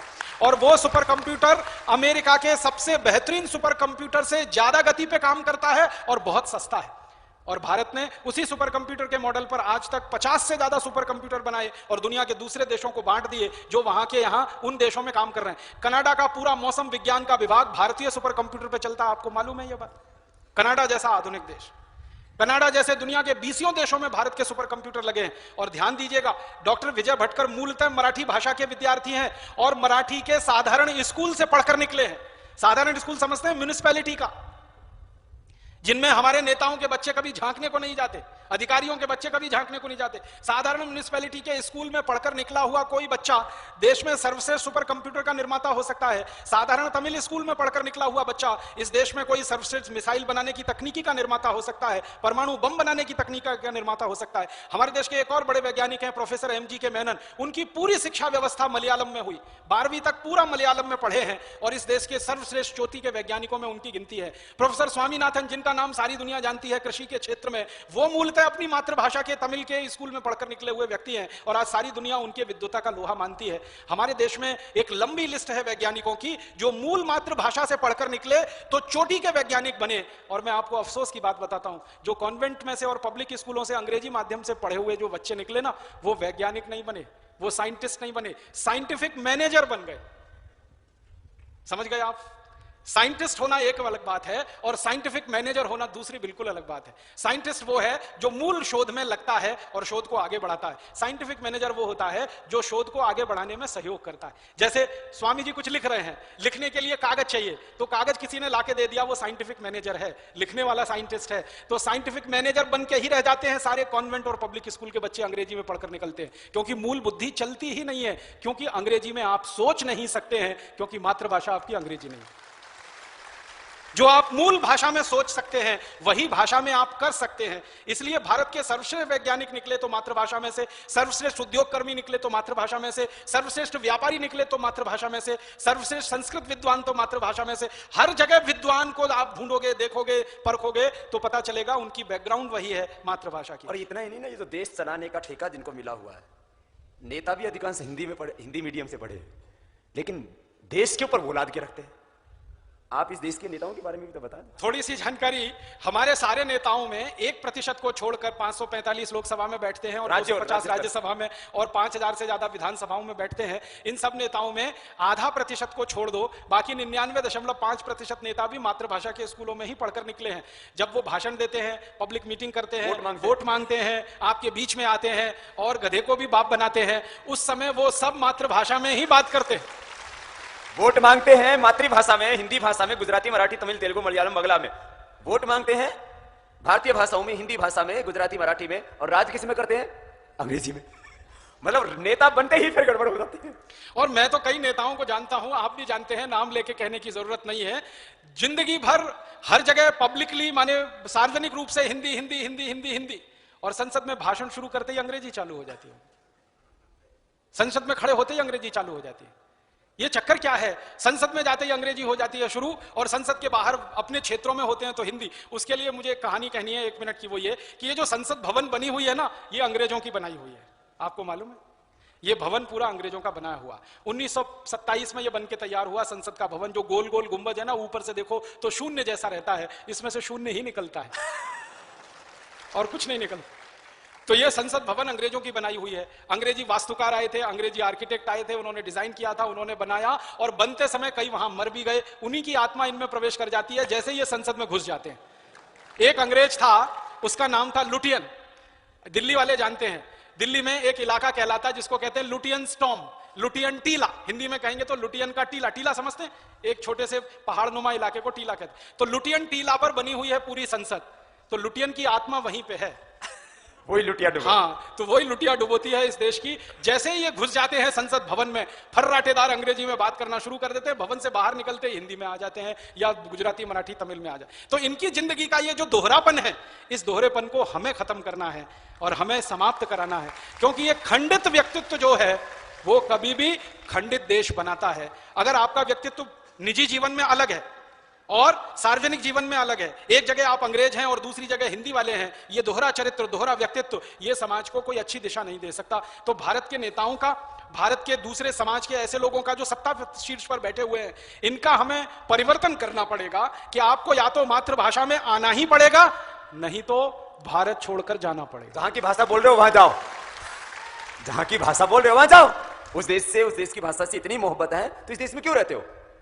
यदि इतना घटिया देश है हमारी कि हमारी भाषा बोलने में भी तुमको शर्म आती है, तो वहीं जाओ। अब एक दूसरे प्रश्न पे मैं आना चाहता हूं, भाषा की गुलामी से हमको भी बाहर आना है। हमारे अपने निजी जीवन में और सार्वजनिक जीवन में भारत स्वाभिमान का कोई भी कार्यकर्ता ऐसा काम ना करे जिससे आपके ऊपर कोई उंगली उठा सके। तो आप आज से ही मन में यह संकल्प ले लीजिए कि भाई भाषा के प्रति हमारे मन में इतनी संवेदना तो होनी चाहिए कि अपने जीवन के हर काम को करते समय हम हमारी मातृभाषा का उपयोग करें, राष्ट्रभाषा का, मातृभाषा का, यह आपके जीवन में आना चाहिए। तो कहां से शुरू होगा? सबसे पहले अपने घर से शुरू करिए। आपके घर में देखिए, आपने अपने भाई बहनों के नाम, बेटे बेटियों के नाम कुछ अंग्रेजी वाले तो नहीं रखे हुए हैं? टिंकू, डब्लू, बबलू, पिंटू, बबली, डबली, ट्विंकल, डिम्पल, अर्थ मालूम है इनके?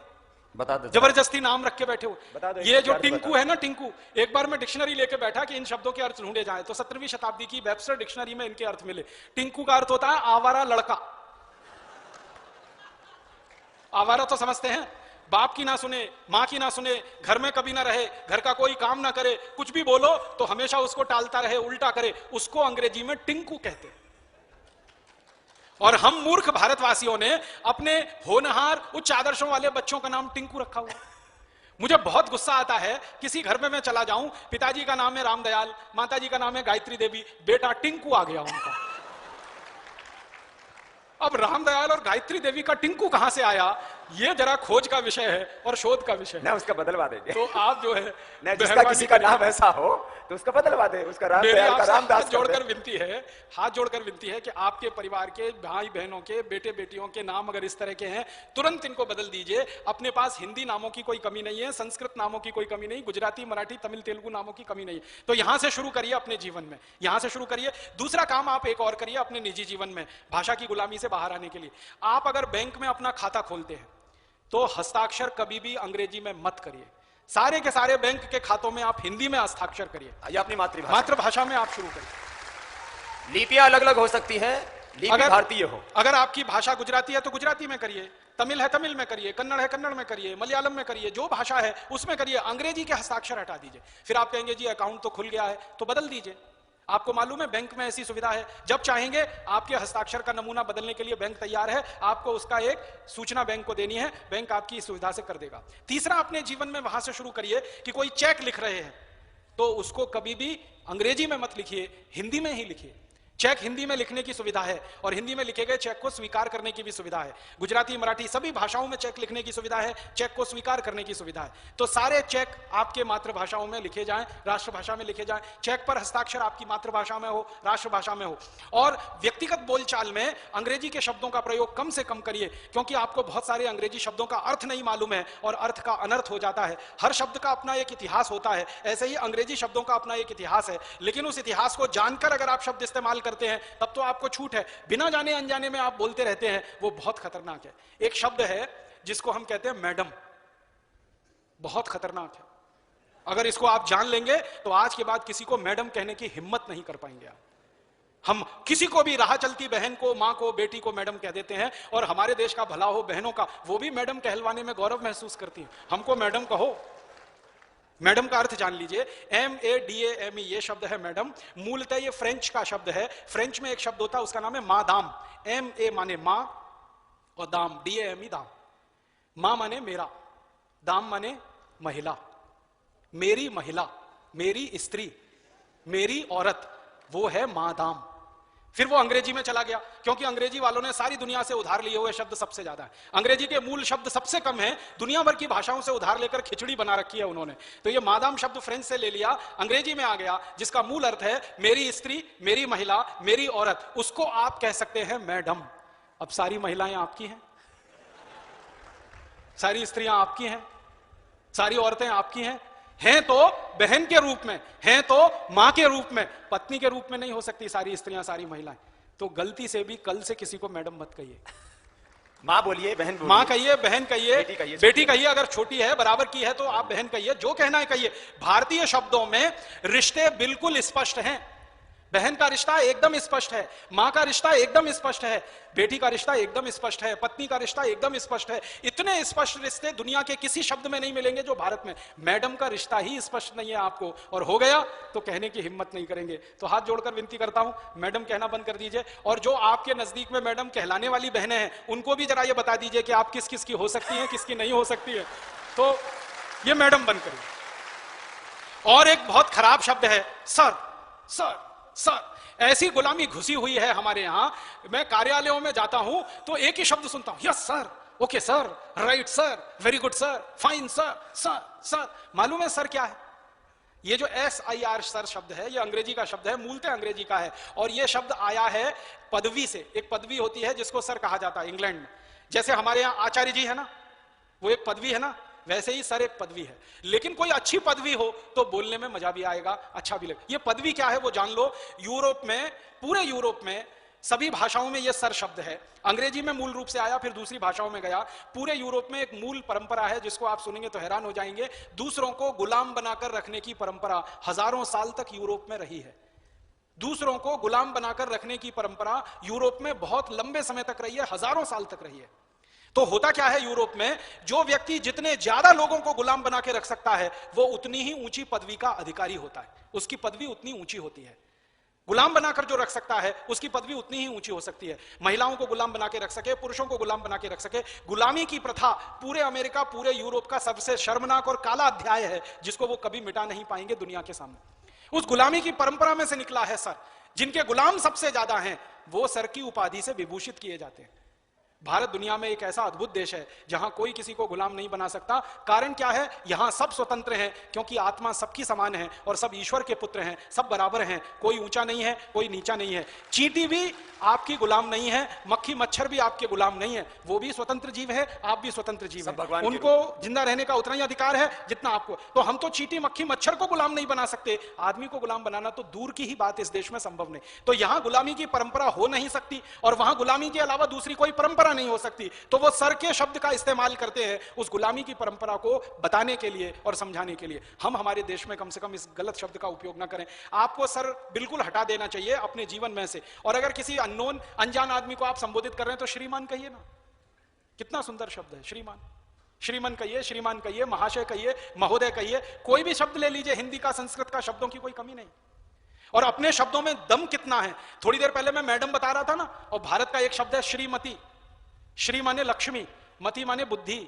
लक्ष्मी और बुद्धि, लक्ष्मी और सरस्वती जहां एक साथ निवास करे वो श्रीमती, वो मैडम नहीं है। मैडम अलग है, श्रीमती अलग है। हम कई बार भाषांतर कर देते हैं ना, मैडम का श्रीमती कर दिया, सर का श्रीमान कर दिया। ये बड़ा खतरनाक खेल है। और एक शब्द कभी भी अपनी जिंदगी में अंग्रेजी का मत लाइएगा, मिस्टर। मिस्टर ये, मिस्टर ये, मिस्टर ये, मिस्टर ये अक्सर बोलते रहते ना। मिस्टर का इतिहास अगर जान लेंगे तो फिर कभी भी बोल नहीं पाएंगे मिस्टर कौन होता है और मिसेस कौन होता है। हमारे यहां मिसेस श्रीमती नहीं है। इंग्लैंड, यूरोप में मिसेस और मिस्टर जो शब्द हैं वो क्या है? इंग्लैंड की एक पुरानी परंपरा है, वो ये है एक से ज्यादा स्त्रियों को अपने साथ रखना, एक से ज्यादा पुरुषों को अपने साथ रखना। कोई महिला है, रानी है, वो कई पुरुषों को अपने लिए इस्तेमाल कर सकती है अपने शरीर की वासना को शांत करने के लिए। और कोई राजा है, वो बहुत सारी स्त्रियों को इस्तेमाल कर सकता है अपने शरीर की वासना को शांत करने के लिए। और राजा के नीचे के जो लोग हैं वो भी उसी परंपरा में चलते रहते हैं, जो अधिकारी वर्ग के लोग होते हैं। तो वहां बहुत सारी महिलाओं से बहुत सारे पुरुषों के रिश्ते होते हैं, बहुत सारे पुरुषों के बहुत सारी महिलाओं से रिश्ते होते हैं। एक खराब शब्द है ना, विवाह के अतिरिक्त संबंध, जिसको एक्स्ट्रा मैरिटल अफेयर्स कहते हैं, वो पूरे यूरोप में सामान्य है। मैं यूरोप के ऐसे बहुत बड़े लोगों को जानता हूं जिनकी 20-20 शादियां हुई, 25-25 शादियां हुई, 50-50, 35-35, 40-40, सबके तलाक हुए, अंत में कोई उनके साथ नहीं रहा, पत्नी भी अलग मरी, पति भी अलग मरा, ऐसे लोग हैं। और उनके यहां बहुत सारी शादियां होती हैं और बहुत सारी स्त्रियों को शादियों के बिना भी साथ में रखा जाता है। इस तरह का उनके यहां चलन है, वो अपने देश में नहीं रहा। और हमारे यहां गलती से किसी राजा ने यह कोशिश की तो जनता ने कभी उसको स्वीकार नहीं किया, ये आप जान लीजिए। हमारे यहां ऐसे कुछ राजा हुए जिन्होंने ये गलती की, उनको इस देश की जनता ने स्वीकार नहीं किया, हटाया उनको, गद्दी से उतारा, उनके खिलाफ बगावत की और उनके खिलाफ विद्रोह किया। तो हमारे यहाँ ये चलन और परंपरा है नहीं। हम थोड़ी शुचिता वाले लोग हैं, ब्रह्मचर्य की बात करने वाले लोग हैं। राजा के लिए ब्रह्मचारी होना बहुत बड़ी जरूरत माना जाता रहा। यूरोप में ऐसा नहीं है। तो वहां क्या होता है कि एक ही पुरुष की बहुत सारी स्त्रियां हो सकती हैं, एक स्त्री के बहुत सारे पुरुष हो सकते हैं। तो उनको अलग अलग करने के लिए तय किया जाता है मिस्टर एंड मिसेस। कौन सी मिसेस? ये वाली। कौन से मिस्टर? ये वाले। कौन से मिस्टर? वो वाले। कौन से? तो अब मैं मूल अर्थ बता रहा हूं। मिस्टर का अर्थ होता है पति को छोड़कर कोई भी पुरुष, वो मिस्टर है। और मिसेस माने धर्म पत्नी को छोड़कर कोई भी स्त्री। आप सोचिए, आपके लिए यह संभव है? पति को छोड़कर कोई भी पुरुष मिस्टर हो सकता है। और पत्नी को छोड़कर कोई भी स्त्री मिसेज हो सकती है। तो आप अपनी जिंदगी में मेहरबानी करके ये मिस्टर मिसेज शब्दों का इस्तेमाल बंद करिए। कभी लिखिए मत किसी को, बोलिए मत किसी को। परिचय करवाते हैं ना राजू भाई कि ये हमारे मिस्टर है ये हमारी मिसेज। बहुत खराब। हम धर्मपति हैं या धर्म पत्नियां हैं, मिस्टर मिसेज नहीं है यहां कोई। क्योंकि हमने अग्नि के साक्षी में 7 फेरे लिए हैं पूरे समाज के गवाह बनाकर। हम ऐसे ही पति पत्नी नहीं होते हैं इस देश में। यहां बड़ी बहुत पुरानी परंपरा है पति पत्नी होने की। यूरोप में तो ऐसे ही हो जाते हैं, बेड पार्टनर हैं तो आप हो सकते हैं, भले आप कहीं जाएं या ना जाएं। और बिना पति पत्नी हुए भी सालों साल साथ रह सकते हैं, क्योंकि उनके यहां एक परंपरा है लिव इन रिलेशनशिप। आप पति नहीं है पत्नी नहीं है, साथ में रह रहे हैं, बच्चे पैदा हो गए तो किसी अनाथ आश्रम को दे दिए, वहां पर वो बड़े होंगे, वहीं पर पलेंगे। फिर उनके साथ समस्या आती है कि नाम किसका दिया जाए, क्योंकि उनके बाप का पता नहीं, क्योंकि उनकी मां का पता नहीं, तो चर्च फिर उनका नाम तय करता है और उनको चर्च का नाम दिया जाता है। तो उनके यहाँ की ये पुरानी परंपराएं हैं। अब वो खराब है अच्छी हैं वो जाने, हम उस पर टिप्पणी नहीं करते। हम ये नहीं कह सकते कि वो बहुत खराब है, हम ये भी नहीं कहते बहुत अच्छी है। हम तुलनात्मक रूप से कह सकते हैं कि अपने देश की परंपरा से वो भिन्न है। तो भिन्न परंपराओं में भिन्न शब्द होते हैं, भिन्न व्यवस्थाओं में भिन्न शब्द होते हैं। हमारी व्यवस्था और हमारी परंपरा मिस्टर और मिसेस वाली नहीं है। तो अपनी धर्मपत्नी के लिए गलती से भी ये मिसेस शब्द इस्तेमाल ना करें, और आपकी धर्मपत्नी को समझा के रखें कि आपके लिए कभी मिस्टर शब्द इस्तेमाल ना करें। क्योंकि अक्सर स्वामी जी जो कह रहे हैं वो मैंने भी महसूस किया है, कोई भी परिचय करा देता तो ये कह देता ये मेरे मिस्टर है और ये मेरी मिसेस है। और बहुत खराब एक अंग्रेजी का शब्द हम लोगों ने इस्तेमाल करना शुरू किया है, ये मेरी बेटर हाफ है। वो और भी तकलीफ देने वाला शब्द। बेटर हाफ वहां हो सकती है, यहां नहीं होती है कोई भी। ये तो आपकी पूरे जीवन की संगनी है, हाफ और फुल का कोई चक्कर ही नहीं है। और इस जन्म में नहीं है, 7 जन्म तक है। तो यहां हाफ और फुल का चक्कर ही नहीं है। इसलिए ये अननेसेसरी, बिना किसी कारण के अपनी इंप्रेशन को बढ़ाने के लिए, दूसरे पे दबदबा साबित करने के लिए अंग्रेजी शब्दों का उपयोग अपने जीवन में आप तो कम से कम करिए। तो ये मेरी आपसे प्रार्थना है। तो भाषा की गुलामी से अंकल, आप अंकल आंटी भी हाँ, भाषा की गुलामी से थोड़ा बाहर निकलिए। एक और बहुत खराब शब्द है अंकल, और दूसरा है आंटी। अब यूरोप में कोई रिश्ता नहीं है, चाचा नहीं है, मामा नहीं है, मौसा नहीं है, फूफा नहीं है, मौसा का मौसा नहीं, मामा का मामा नहीं, फूफा का फूफा नहीं, वहां तो सब अंकल है। क्यों नहीं है? क्योंकि परिवार नहीं है। परिवार होते हैं तो रिश्ते होते हैं, परिवार है ही नहीं। आपको सुनकर हैरानी होगी, 1950 तक यूरोप में परिवार नाम की संस्था नहीं होती थी। मुश्किल से 2-3% लोगों के परिवार हुआ करते थे 1950 तक। अभी थोड़े दिन से उनके यहां ये थोड़ी परंपरा आई है, वो भी भारत और पूर्वी देशों से उन्होंने सीखी है। तो जहां परिवार नहीं होगा वहां पारिवारिक रिश्ते नहीं है, तो सारे रिश्तों को वो एक जगह इकट्ठा करके उन्होंने अंकल कह दिया, उन्होंने आंटी कह दिया। तो आपके जीवन से ये अंकल, आंटी, फिर ये मिस्टर, मिसेज, मैडम, सर, ये फालतू के जो अंग्रेजी शब्द हम लोग बेकार में इस्तेमाल कर रहे हैं, इनको निकालिए। भाषा की गुलामी से आप बाहर निकलिए तो दूसरों को निकालने में सुविधा होगी। और ऐसे ही एक दूसरा विषय है भूषा। अंग्रेजों की भूषा हम हमारे जीवन में क्यों अपनाएं? आप तो नौजवान हैं, इस बात पर जरा ध्यान दीजिए कि अंग्रेज कोट पहनेंगे, सूट पहनेंगे, पेंट पहनेंगे, टाई पहनेंगे। पेंट वो क्यों पहनते हैं? पेंट का आपको मालूम है जो परिभाषा है, पांव में नीचे से छोटी होगी और पूरी जगह चुस्त रहेगी। अब ये पेंट इंग्लैंड में पहनने की परंपरा 14वीं-15वीं शताब्दी से आई, और वो 14वीं-15वीं शताब्दी के पहले बड़े दुखों में रहते थे, क्योंकि पेंट ईजाद नहीं हुई थी, तो वो चर्म खाल लपेट के रहा करते थे। फिर पेंट आई, क्यों आई? ठंड बहुत पड़ती है, साल में 6 महीने 8 महीने सूरज नहीं निकलता, बर्फीली हवाएं चलती हैं, तो बर्फीली हवाएं पैर के अंदर से घुस जाए तो सारा ठंडा हो जाता है, बर्फीली हवाएं गले के अंदर चली जाए तो गले को तकलीफ हो जाती है। तो उन्होंने पोशाक ऐसी बनाई कि गला पूरी तरह से बंद रहे और बंद गले में भी हवा ना घुसे, तो इस पर से टाई लगा के टाइट करके रखें उसको, और इतना टाइट करके रखें कि गर्दन भी ना घूमे आपकी। तो उन्होंने अपनी परंपरा लाई। और यूरोप में एक बड़ी पुरानी परंपरा है टाई लगाने की, और वो आई इसलिए, मैंने इस पे थोड़ा खोज किया, पुराने उनके दस्तावेज देखे हैं, तो मुझे इतनी हंसी आती है कहने में कि बहुत ज्यादा ठंड होती है ना, तो सर्दी जुकाम बहुत होता है, तो नाक बहती रहती है हमेशा। तो उनके यहाँ पुरानी परंपरा ये थी कि कागज रखते थे जेब में, पोंछ पोंछ के हर समय नाक सुड़ुक सुड़ुक सुड़ुक सुड़ुक, तो पोछा रख लिया, पोछा रख लिया, अभी भी रखते हैं। हाँ। अब उन्होंने फिर क्या किया कि एक कपड़ा ही लटका लो, बार बार उसको जेब में रखने का खर्चा बच जाए। वहां से ये टाई की परंपरा निकली, अब वो स्टेटस सिंबल बन गई और उसको हम अपने गले में लटका के घूम रहे हैं। क्या मूर्खता कर रहे हैं। यहाँ गर्मी बहुत है, गर्मी वाले देश के कपड़े खुले होने चाहिए, गला खुला होना चाहिए, पाँव खुला होना चाहिए, पाँव खुला रहे, गला खुला रहे, इसलिए हमारे यहाँ इस तरह के वस्त्रों की परंपरा रही है। हम लुंगी पहनते हैं, धोती पहनते हैं, कभी भी हवा आपके अंदर जा सकती है और कभी भी जा सकती है कि नहीं। अब आपने पैंट चढ़ा ली और ऊपर से टाइट जीन्स चढ़ा ली, वो चढ़ती भी नहीं है, तो जमीन पर लेट जाते हैं, 45 डिग्री पे पैर उठा के फिर खींच खींच के चढ़ाते हैं, और उतारते हैं तो फिर खींच खींच के ही उतारनी पड़ती है, और अंदर का बहुत कुछ उतर जाता है उसके साथ में। ये कहाँ आप फंस गए हैं इस चक्कर में। हटाइए इसको अपने जीवन से, ये अंग्रेजी भूषा का मोह छोड़िए। टाई नीचे पैंट फिर टाई और कोट भी तो पहनते हैं गर्मी में। और गर्मी में कोट, 45-47 डिग्री तापमान। और मुझे इतनी तकलीफ होती है ये देखकर कि दूल्हे राजा घोड़ी पे चढ़ के बैठे हैं, 3 पीस सूट चढ़ाए हुए, गर्मी में 45 डिग्री 50 डिग्री में। कहां जा रहे हैं जी? शादी कराने जा रहे हैं। मूर्खाधिपति दिखाई देता है वो, मूर्खों का भी अधिपति। 3 पीस सूट और टाई और घोड़े पे चढ़ के। आपको मालूम है घोड़े पर चढ़कर बैठने की ये पोशाक नहीं है टाई सूट। घोड़े पर चढ़कर बैठने की पोशाक तो धोती है, जो पीछे लांग लगाकर बांधी जाती है ना, उससे आप घोड़े पे चढ़कर बैठ सकते हैं, क्योंकि दोनों पांव आपके स्वतंत्र रहते हैं। आप मराठी स्टाइल की धोती पहनना जानते हैं ना, वो घोड़े पे चढ़कर बैठने की पोशाक है। ये 3 पीस सूट और टाई नहीं है। कई बार पैंट फट जाती है पीछे से, क्योंकि टाइट होती है, और घोड़े पर चढ़ने के लिए ज्यादा लंबी दूरी तक पांव को आगे लाके डालना पड़ता है। तो आप ये सूट, पैंट, टाई, कोट और ये गरम कोट और काला कोट ये सब हटाइए। टाई से आंखों की बीमारी भी होती है, जो ग्लूकोमा की प्रॉब्लम बढ़ रही है, इसमें बहुत बड़ा कारण जो है टाई है। और टाइट तो कपड़े पहनते, टाइट पैंट और ये सब, इससे नपुंसकता, इनफर्टिलिटी और सेक्सुअल डिसऑर्डर्स पैदा होते हैं। ये तो साइंटिफिकली प्रूव हो चुका है। अब आप टाई बांधते हैं ना, तो यहां जो आपकी नसें हैं जो खून का प्रवाह करने के लिए भगवान ने आपको दे रखी हैं, वो भी बंद हो जाती है ना। और बचपन से आपके बच्चों को टाई बांध बांध के स्कूलों में भेजते रहते, क्या आप उनके ऊपर अत्याचार कर रहे हैं? उनका गला खुला रहने दीजिए, उनके पांव भी खुले रहने दीजिए। तो बच्चों की पोशाक अपने घर में ये टाई, 3 पीस सूट और पैंट की हटाइए, और अपने जीवन में भी कभी इस पोशाक का इस्तेमाल मत करिए। और मैं तो अगर आपसे ये निवेदन करूंगा कि अगर आप वकालत के पेशे में हैं, वकील हैं, तो अपनी वकालत के काम करने वाले लोगों को प्रेरित करिए कि ये काला कोट जल्दी से जल्दी हटाएं। ये अंग्रेजों की परंपरा का है। आपको मालूम है इंग्लैंड में काला कोट पहन के वो न्यायाधीश बैठा करते थे, ऊपर से चोका लगाते थे और चोके के ऊपर वो टोपा लगाते थे।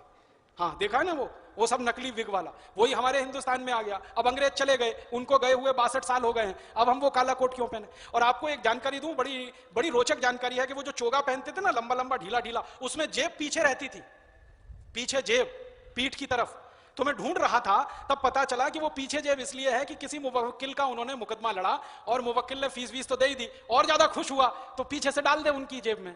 इसके लिए वो पीछे जेब लगाई जाती थी इंग्लैंड में। और हम भी वही नकल करके वो पीछे जेब और लंबा चोगा और सिर पे टोपा और वो काला काला। अभी भी पीछे जेब लगती है। हाँ, जो जिनके गाउन होते हैं वो पीछे जेब के लंबे लंबे गाउन पहनते हैं। और हमारे यहाँ तो वैसे भी काला रंग तो गर्म देशों में बिल्कुल वर्जित होना चाहिए। आपको मालूम है काला रंग ऊष्मा का शोषक है। तो आप जितनी गर्मी में काला कोट पहनेंगे, ऊष्मा अंदर ही अंदर, गर्मी अंदर की निकल नहीं पाएगी, अंदर की गर्मी अंदर ही रहेगी, बाहर से गर्मी और अंदर आएगी, पसीना पसीना हो जाएंगे। और वहां बहस करेंगे कि पसीना पोछेंगे आप अपने।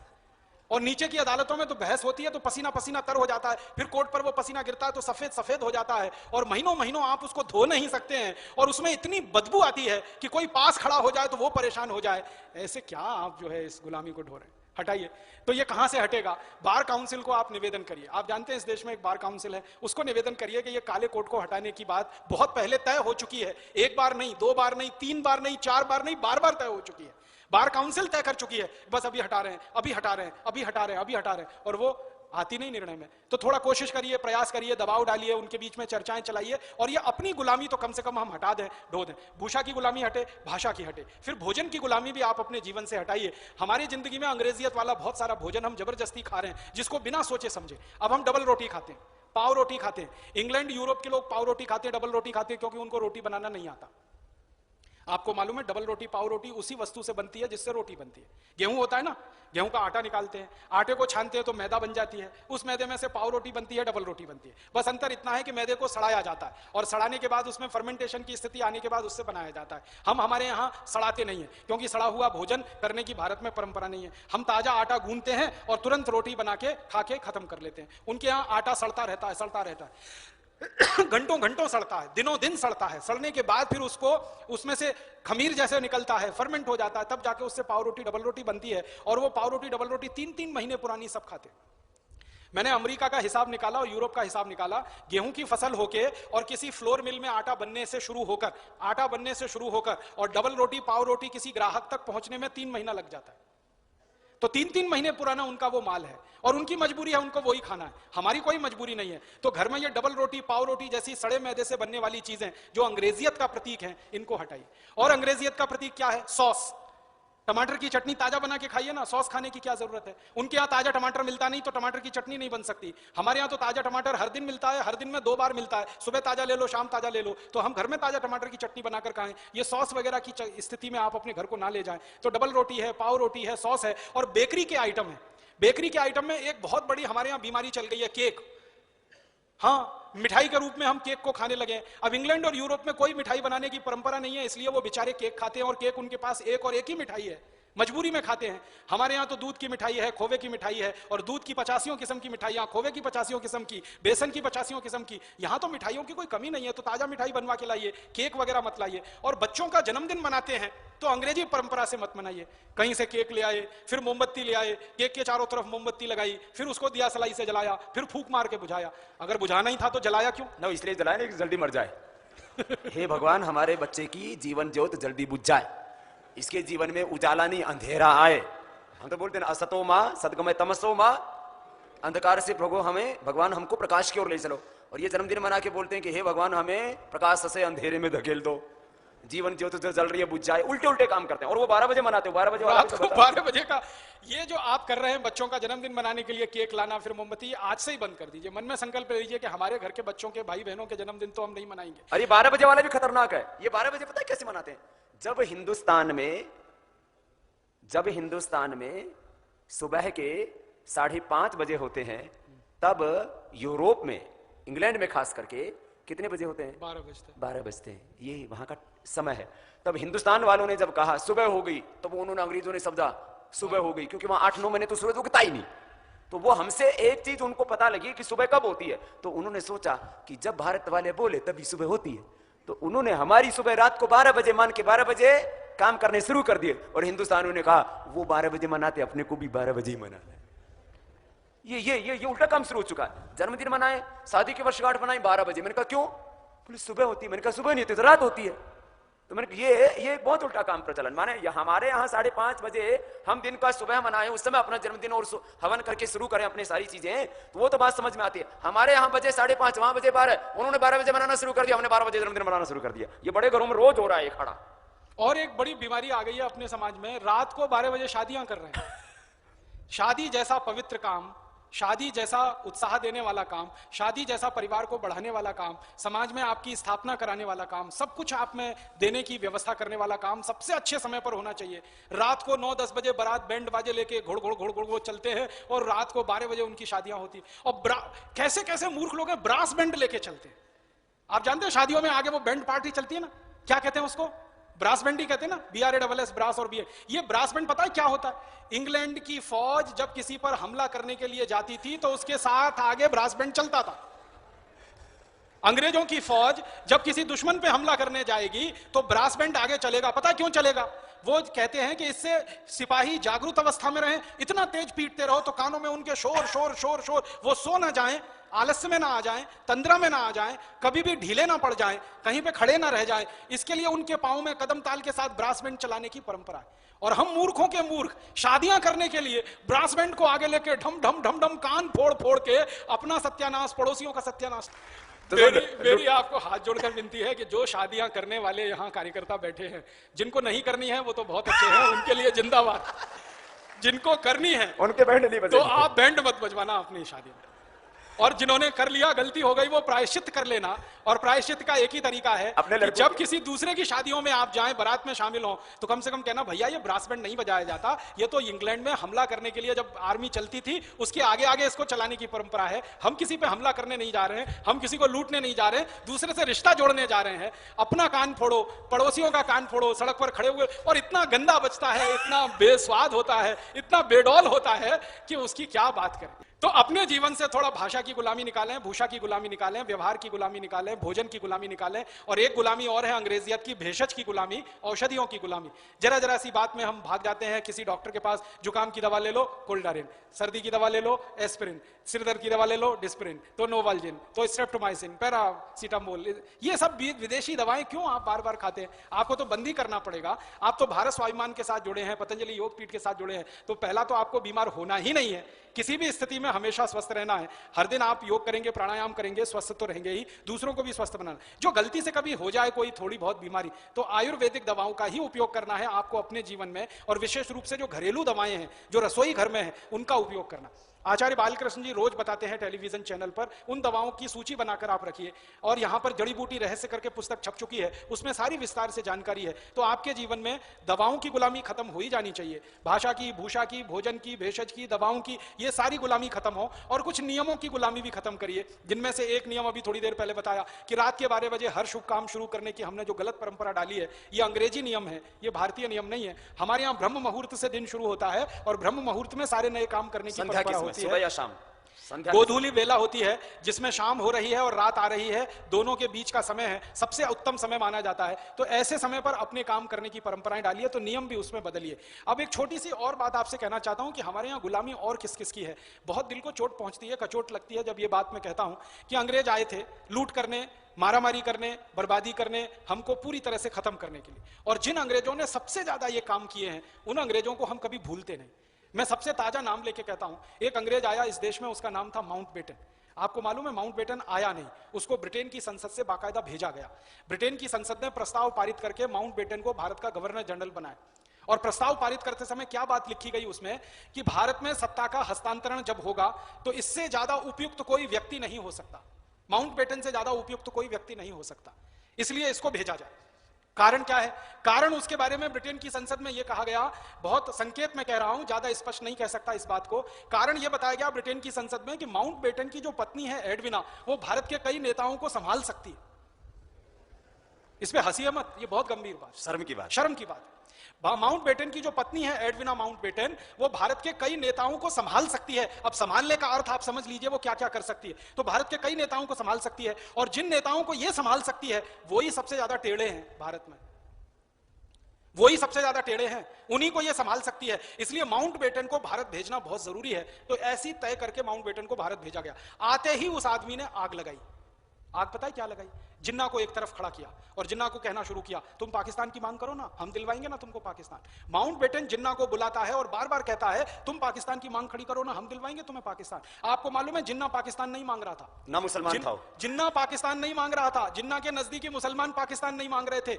एक जिन्ना का सहयोगी था, एक ही सहयोगी, उसका नाम था सोहरावर्दी। उसने कभी कहा था कि हमको पाकिस्तान चाहिए, एक सहयोगी था जिन्ना का। वो कभी कभी कह देता था भूल चूक से कि हमको तो पाकिस्तान लेके रहना। जिन्ना ने पाकिस्तान नहीं मांगा, जिन्ना के नजदीकी लोगों ने पाकिस्तान नहीं मांगा।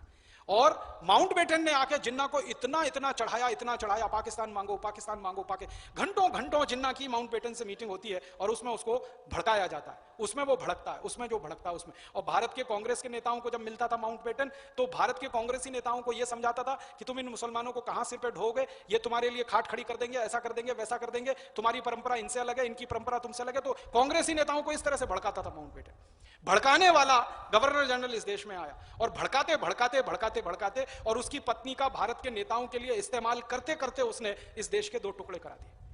अंतिम समय तक इस देश के 2 टुकड़े होने की स्थिति नहीं थी। अंतिम समय की बात कर रहा हूं मैं, 1946 की बात कर रहा हूं। 1946 तक यहां पर सहमति बन रही थी कि नेहरू जी प्राइम मिनिस्टर हो जाएंगे, जिन्ना डिप्टी प्राइम मिनिस्टर हो जाएगा, पाकिस्तान अलग नहीं करना पड़ेगा, भारत में ही सब मिलके रहेंगे, भारत का बड़ा हिस्सा बन जाएगा, और जरूरत पड़ी तो राज्यों में अधिराज्य बनाए जाएंगे, छोटे राज्य बनाए जाएंगे, और छोटे राज्यों को संघ बना के उनके ऊपर शासन व्यवस्था में अनुकूलता लाई जाएगी। यहां तक सब तय हो गया। जब तय हो गया कि एक प्राइम मिनिस्टर, एक डिप्टी प्राइम मिनिस्टर, फिर भड़का दिया इसने माउंटबेटन, और उसकी पत्नी ने भड़का दिया, एडविना ने भड़का दिया। और वो भड़क इतनी दूर तक गई कि एक इतना खराब स्टेटमेंट हमारे देश के पंडित नेहरू ने कर दिया, जिसने देश के 2 टुकड़े करा दिए। स्टेटमेंट ये था कि मैं जिन्ना को मेरे मंत्रिमंडल में चपरासी भी नहीं बना सकता। उप प्रधानमंत्री बनाना तो दूर की बात है, अब उप प्रधानमंत्री बनाना दूर की बात है, चपरासी नहीं बना सकता। तो माउंटबेटन ने जिन्ना को वो स्टेटमेंट पढ़ा के कहा, देखो नेहरू तुम्हारी इतनी इज्जत करता है, तुम्हें चपरासी नहीं बना सकता। फिर जिन्ना को एकदम तमतमाहट आ गई, गुस्सा आया, और उसको लगा कि उसका अपमान हो रहा है। तो उसने कहा अब तो मैं दूसरे देश का प्रधानमंत्री बन के ही दिखाऊंगा।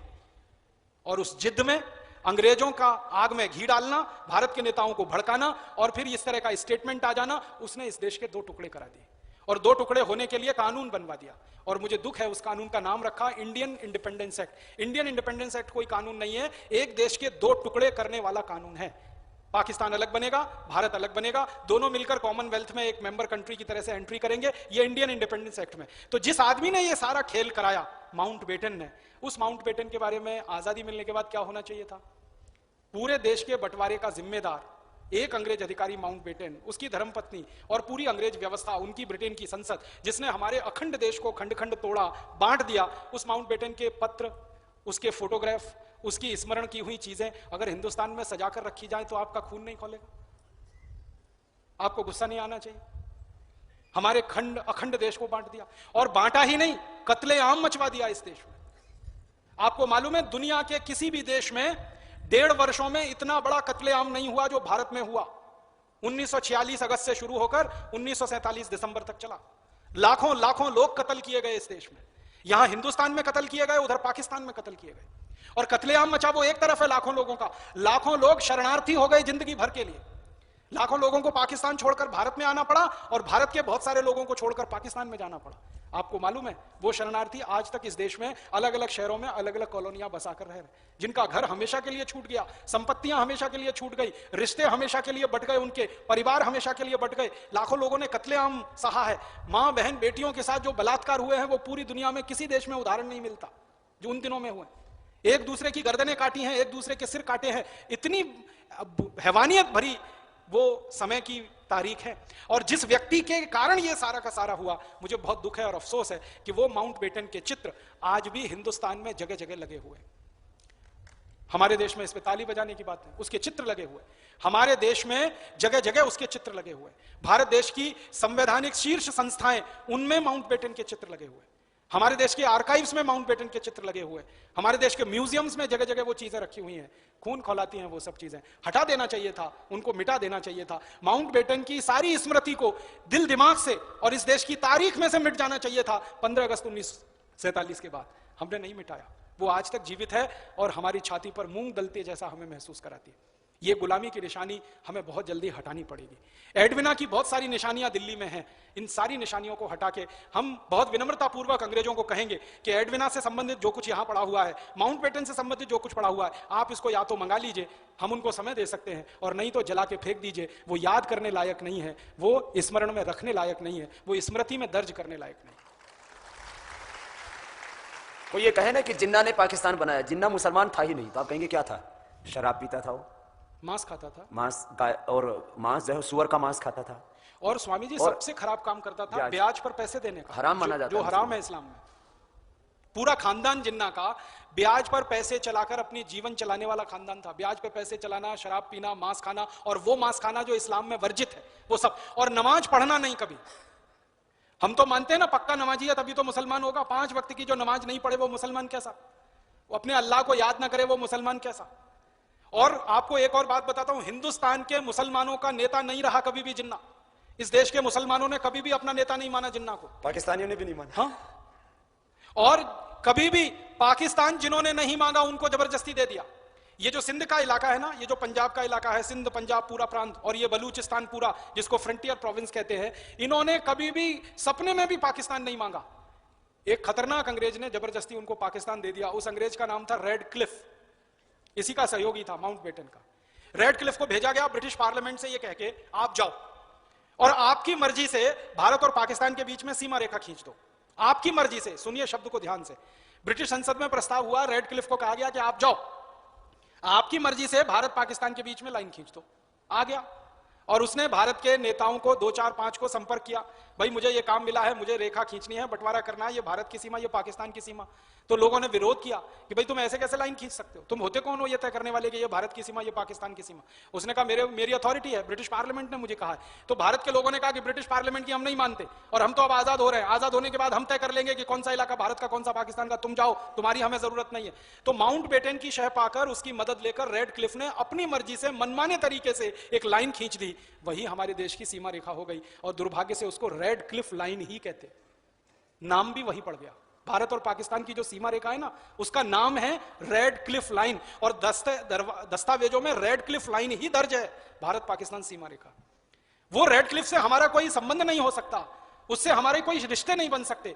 वो तो हमारे लिए खतरनाक शैतान के जैसा आदमी था। जिसने हमारे और पाकिस्तान के बीच में मनमानी से रेखा खींच दी, उसका नाम हिंदुस्तान में जगह जगह लिखा हुआ है स्मरण पत्रों पर। पत्र के अलावा फोटो के रूप में बहुत सारी गैलरीज हैं इस देश में, जहां जहां मैं गया हूं म्यूजियम की गैलरीज है, जहां रेडक्लिफ का फोटो है, माउंटबेटन का फोटो है, एडविना का फोटो है। ये सब आग लगाते हैं दिल में, क्योंकि यही हमारे देश के बंटवारे के लिए जिम्मेदार हैं और यही हमारी सीमा रेखा तय। और जगह जगह ऐसी सीमा रेखा तय कर दी इस रेडक्लिफ ने कि झगड़े हमेशा होते ही रहे और झगड़े कभी खत्म ना। ऐसे ही एक दो और बातें कहना चाहता हूं इस गुलामी की हमारे देश में बहुत बुरी। हमारे हिंदुस्तान में 1492 में एक यूरोपियन व्यक्ति आया जिसका नाम था वास्को डी गामा, और वास्को डी गामा ने आके भरपूर लूट की है इस देश में। दस्तावेज इसके उपलब्ध हैं कि वास्को डी गामा आया, पहली बार में 14 जहाज भर के सोने चांदी हीरे जवाहरात मोती पन्ने माणिक सब भर के ले गया इस देश में से। पहली बार आया, केरल में आया कालीकट में 20 मई 1492 को। तो वहां उतरा समुद्र तट पर, तो समुद्र तट पर उतरा और वहां से उसने लूटपाट शुरू की। वो लूटपाट बढ़ते बढ़ते 450 साल की गुलामी में बदल गई। आपको मालूम है वास्को डी गामा के पीछे पीछे बहुत सारे पुर्तगाली आए और 450 साल भारत को लूटते रहे। पूरे केरल को लूटा, पूरे गोवा को लूटा, और गोवा को 450 साल गुलाम बना के रखा पुर्तगालियों ने, ये आप सब जानते हैं। और गोवा भारत की आजादी के बाद में आजाद हुआ। भारत तो आजाद हो गया अंग्रेजों की गुलामी से 1947 में, उसके भी 10 साल बाद गोवा आजाद हुआ पुर्तगालियों की गुलामी से। अब जिस वास्को डी गामा ने इस देश की लूट की और जिसने इस देश में पुर्तगालियों का साम्राज्य बनाया और इस देश के एक इलाके को 450 साल तक गुलाम बनवाया, उसके नाम पर हमारे देश में एक पूरा शहर बसा हुआ है, उसका नाम है वास्को डी गामा। यहां कोई गोवा से आए हैं? गोवा आपको मालूम है वास्को डी गामा? आप गोवा की असेंबली में और गोवा की वास्को डी गामा की म्युनिसिपल कॉर्पोरेशन में एक प्रस्ताव पारित कराइए कि इस गुलामी के नाम को हम कब तक ढोएंगे। आजादी मिले हुए इतने साल हो गए, अभी भी वास्को डी गामा के नाम पर हमारा शहर क्यों होना चाहिए? कौन सा ऐसा उसने पुण्य का काम किया या दया का या प्रेम का या करुणा का काम किया जिसके लिए हम वास्को डी गामा को याद करें? लुटेरा आदमी था, मारा पीटा है, जबरदस्ती लोगों को ईसाई बनाया है। अगर वो कहानी में सुनाने लगूं कि वास्को डी गामा ने कैसे ईसाई बनाया, गोवा के लोगों के ऊपर इतने अत्याचार हुए हैं, ये गोवा वाले ढूंढे अपने इतिहास में। नाखून खिंचवा लिए हैं उसने उन लोगों के जो ईसाई नहीं बने, पैर के नाखून खिंचवा लिए, हाथ के नाखून खिंचवा लिए, उंगलियों को लोहे के चिमटे में दबा दबा के निचोड़वा दिया है सारा खून, अगर कोई ईसाई नहीं बना जिसने धर्म नहीं बदला। इतने अत्याचार किए वास्को, सिर गर्दन से कटवा दिए जिन्होंने धर्म बदलने से मना कर दिया अपना। इतने बड़े पैमाने पर हैवानियत मचाई है वास्को डी गामा और उसके सहयोगियों ने। उसके नाम पर आज पूरा शहर बसा रहे और रोज हमें उसका नाम लेना पड़े, और दिल्ली से तो ट्रेन चलती है उसका नाम ही वास्को डी गामा एक्सप्रेस रख दिया। वो ट्रेन का नाम भी उस गुलामी के नाम पे चल रहा है। ऐसा ही एक अंग्रेज था हिंदुस्तान पर जिसने बहुत अत्याचार किए हैं, जिसको कभी याद करना भी, हम सपने में भी याद करना अच्छा नहीं मानेंगे। उसका नाम था डलहौजी। आपको मालूम है डलहौजी ने सबसे खराब काम इस देश में किया कि हिंदुस्तान के करोड़ों किसानों को भूमिहीन बना दिया। डलहौजी के पहले इस देश में एक भी किसान भूमिहीन नहीं था, ये अंग्रेजों के ही दस्तावेज बताते हैं। अंग्रेजों के दस्तावेज कहते हैं कि डलहौजी के आने के पहले भारत के हर किसान के पास कम से कम 10 एकड़ जमीन थी, कम से कम 10 एकड़ जमीन थी, कम से कम 10 एकड़ जमीन। इसको ध्यान से सुनिएगा, एक भी किसान भूमिहीन नहीं था। और बहुत सारे किसानों के पास 100 एकड़ थी, 500 एकड़ थी, 1000 एकड़ थी, लेकिन कम से कम 10 एकड़ तो हर किसान के पास थी। डलहौजी ने क्या किया, एक कानून लाया, उसका नाम है लैंड एक्विजिशन एक्ट, जमीन को छीन लेने का कानून। उस कानून को लागू कराया और उस कानून के लागू होते ही करोड़ों किसानों की जमीनें छीनकर अंग्रेजी ईस्ट इंडिया कंपनी की जमीन हो गई। डलहौजी पता है क्या करता था? अदालतें लगाता था। एक शहर में चला गया या एक गांव में चला गया, गांव के नागरिकों को बुलाता था इकट्ठा और उनसे कहता था कि ये जमीन तुम्हारी है, इसको सिद्ध करो। तो लोग कहते थे कि ये हमारे पिताजी ने दिया, पिताजी के पिताजी ने दिया, पिताजी के पिताजी ने दिया। कहता था कागज दिखाओ इसका। अब हिंदुस्तान में कागज पर कोई प्रमाण नहीं लिखने की परंपरा है। हमारे यहाँ कोई भी कागज पर प्रमाण नहीं लिखा जाता, हमारे यहाँ तो वचन का महत्व ही बहुत है। तो वो कहते थे हमारे यहाँ तो परंपरा से, तो वो कहता मैं परंपरा नहीं मानता, तुम्हारी जमीन मेरी हो गई। एक एक दिन में 25-25 हजार किसानों से जमीनें छीनी जिस डलहौजी ने, करोड़ों किसानों को भूमिहीन बना दिया। उस डलहौजी के नाम पर इस देश में एक शहर बसा हुआ है। बहुत शर्म आती है, बहुत अफसोस होता है। और उस शहर में हमारे लोग मजा करने के लिए जाते हैं, हनीमून मनाने के लिए जाते हैं, मौज करने के लिए जाते हैं। मालूम है डलहौजी नाम का शहर है, इसी देश का अंग है। हिमाचल प्रदेश और उत्तराखंड या हमारा जो पंजाब है उसके बॉर्डर पे, तो हिमाचल और पंजाब के बॉर्डर पर ये डलहौजी शहर खून खौलाता है हमारा। जिस डलहौजी ने हिंदुस्तान के करोड़ों किसानों को भूमिहीन बनाया हो, जिसने जमीनें छीनी हो, किसानों पर अत्याचार किए हो, एक एक दिन में 25-25 हजार किसान भूमिहीन किए हो, उस आदमी के नाम पे शहर क्यों होना चाहिए इस देश में? उस शहर का नाम क्यों नहीं बदल देना चाहिए? हमारे पास कोई नामों की कमी है? याज्ञवल्क शहर हो सकता है, वशिष्ठ शहर हो सकता है, विश्वामित्र शहर हो सकता है, कोई नाम से शहर हो सकता है। हिमाचल प्रदेश के किसी ऋषि मुनि के नाम से वो शहर बसाया जा सकता है। डलहौजी में ऐसे कौन से सद्गुण हैं जो उसके नाम पर वो शहर? इसी तरह से बहुत अफसोस है मुझे। और 2-3 बातें आपसे कहना चाहता हूं। हिंदुस्तान में दिल्ली है, दिल्ली में आप वहां गए हैं India Gate? India Gate, Delhi वाले कार्यकर्ता यहां हैं वो जानते हैं। इंडिया गेट पर आपने एक स्थान देखा है जो खाली है, प्लेटफॉर्म बना हुआ। वहां पर 1947 में तय हुआ था कि महात्मा गांधी की मूर्ति लगेगी। उसके बाद संसद में 3 बार प्रस्ताव हो गया और आजादी के 62 साल के बाद वहां गांधी जी की मूर्ति नहीं लग पाई। और पता है वहां मूर्ति पहले लगी हुई थी जॉर्ज की, अंग्रेजों के राजा की। और फिर बात हुई कि ये तो अब हमें गुलामी की निशानी के रूप में हटा ही देना पड़ेगा, तो वो हटा के गांधी जी की मूर्ति लगानी। तो गांधी जी की मूर्ति बनी हुई, रखी हुई है, उस स्थान पर लगाई नहीं जा सकी क्योंकि अंग्रेज सरकार को मंजूर नहीं है। हमारी गुलामी हट जाए ये अभी भी अंग्रेज सरकार को मंजूर नहीं है। और भारत सरकार अंग्रेज सरकार से रिश्ते खराब नहीं कर सकती है, इसलिए महात्मा गांधी की मूर्ति नहीं लग सकती। मैं ये कहता हूं महात्मा गांधी की मत लगाओ, भगत सिंह की लगा दो, ऊधम सिंह की लगा दो, चंद्रशेखर आजाद की लगा दो। भगत सिंह की मूर्ति लगाना वहां बहुत प्रासंगिक है क्योंकि उसी के बगल में संसद है जहां भगत सिंह ने बम फेंका था, आपको मालूम है, जिसकी सजा उन्होंने खाई थी और फांसी पाई थी। तो भगत सिंह की मूर्ति लगा दो, क्या तकलीफ है। बहुत लोग कहते हैं गांधी जी की मूर्ति पे विवाद है, भगत सिंह की मूर्ति पे विवाद क्या होगा। कोई भगत सिंह को नहीं मानता हो ऐसा कौन है इस देश में जो उनकी शहादत को सलाम नहीं करता हो। 23 साल की उम्र में जो लड़का फांसी के फंदे पे चढ़ गया, आप में से कितने लोग हैं जिनकी उम्र 23 साल से अभी ज्यादा हो गई होगी और वो 23 साल की उम्र में फांसी के फंदे पे चढ़ गया। और एक ऐसा नौजवान फांसी के फंदे पे चढ़ गया जिसकी सगाई हो नहीं, शादी हो नहीं, सगाई छोड़ी, शादी छोड़ी, और कहना शुरू कर दिया कि मेरी शादी तो हो गई आजादी के साथ, मेरी सगाई तो हो गई आजादी के साथ। एक ऐसा नौजवान जिसने जिंदगी में बचपन के दिन नहीं देखे कभी, आपको मालूम है बचपन में सब हंसते हैं, खेलते हैं, मुस्कुराते हैं, मजा करते हैं और समय पास करते हैं। उस नौजवान ने 7-8 साल की उम्र में देश के बारे में सोचना शुरू कर दिया। वो कहानी तो आप सब जानते हैं ना, खेत में जाके काम कर रहा है तो मैं बंदूक बो रहा हूं ताकि इसमें से पेड़ उगेगा और उस पेड़ पर सैकड़ों बंदूकें निकलेंगी और उनसे अंग्रेजों को मारूंगा। तो ऐसे भगत सिंह की मूर्ति लगाने में क्या तकलीफ है, लगा देना चाहिए था इंडिया गेट पर, अब तक हो जाना चाहिए था, नहीं हुआ। ऊधम सिंह की मूर्ति नहीं लग सकती, भगत सिंह की नहीं लग सकती, चंद्रशेखर आजाद की नहीं, जॉर्ज पंचम की लग सकती है, अंग्रेजों के किसी अधिकारी की लग सकती है। ये गुलामी की निशानियां हमको हटानी पड़ेगी। आज नहीं तो कल हमें इंडिया गेट के बारे में फैसला करना ही पड़ेगा कि इस पर तो हिंदुस्तान के सर्वोच्च स्तर के, शीर्ष स्तर के किसी शहीद की, क्रांतिकारी की ही मूर्ति लगेगी और तभी ये वास्तव में इंडिया गेट कहलाएगा। और इस इंडिया गेट का नाम भी बदलना, इंडिया तो हमारा नाम नहीं है, हमारा नाम तो भारत है। परंपरा से हमारा नाम भारत है, इतिहास हमारा भारत के नाम से है, परंपराएं हमारी भारत के नाम से हैं, मान्यताएं हमारी सारी भारत के नाम से हैं। और हम भारत के बारे में अपने खून में, अपनी रगों में महसूस करते हैं उसकी संवेदनशीलता को। वो इंडिया कैसे हो सकता है। संविधान में अंग्रेजों ने लिखवा दिया इंडिया दैट इज भारत, ये तो सब मूर्खता की बात है।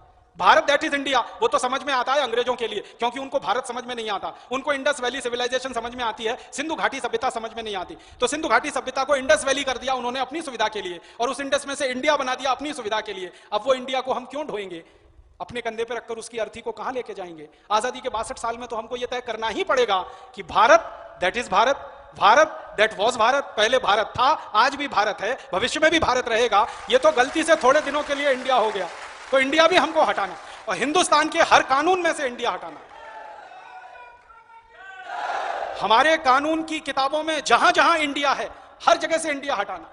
आपको मालूम है Indian income tax act, Indian education act, Indian civil services act, Indian forest act, ये क्या Indian Indian Indian Indian India. सारे कानून की किताबों को एक तरफ से फिर से लिखना पड़ेगा, जहां जहां इंडिया है हर जगह भारत आएगा, वरना आजादी का कोई मतलब नहीं रह जाएगा, वरना लाखों क्रांतिकारियों की शहादत का कोई मतलब नहीं रह जाएगा। हमें 1-2 चीजें और भी करनी पड़ेंगी इस देश में, वो बहुत जरूरी है। वो ये करनी पड़ेंगी कि भारत में बहुत सारे स्थान हैं, आप में से महाराष्ट्र के कोई कार्यकर्ता आए हों जो मुंबई के रहने वाले हों, उनके लिए मैं ये कहना चाहता हूं कि मुंबई CST रेलवे स्टेशन वो था पहले अंग्रेजों के नाम पर पूरा का पूरा। अभी छत्रपति शिवाजी टर्मिनस हुआ, ये तो थोड़े दिन से हुआ, और वो भी आजादी के 50 साल बाद हुआ। पहले वो विक्टोरिया टर्मिनस हुआ करता था। अब विक्टोरिया तो अंग्रेजों की रानी है, अंग्रेजों की रानी के नाम पर उन्होंने स्टेशन बना के रख दिया, और वो विक्टोरिया टर्मिनस आजादी के बाद 50 साल तक चलता रहा। बहुत शर्म और बहुत अफसोस की बात है।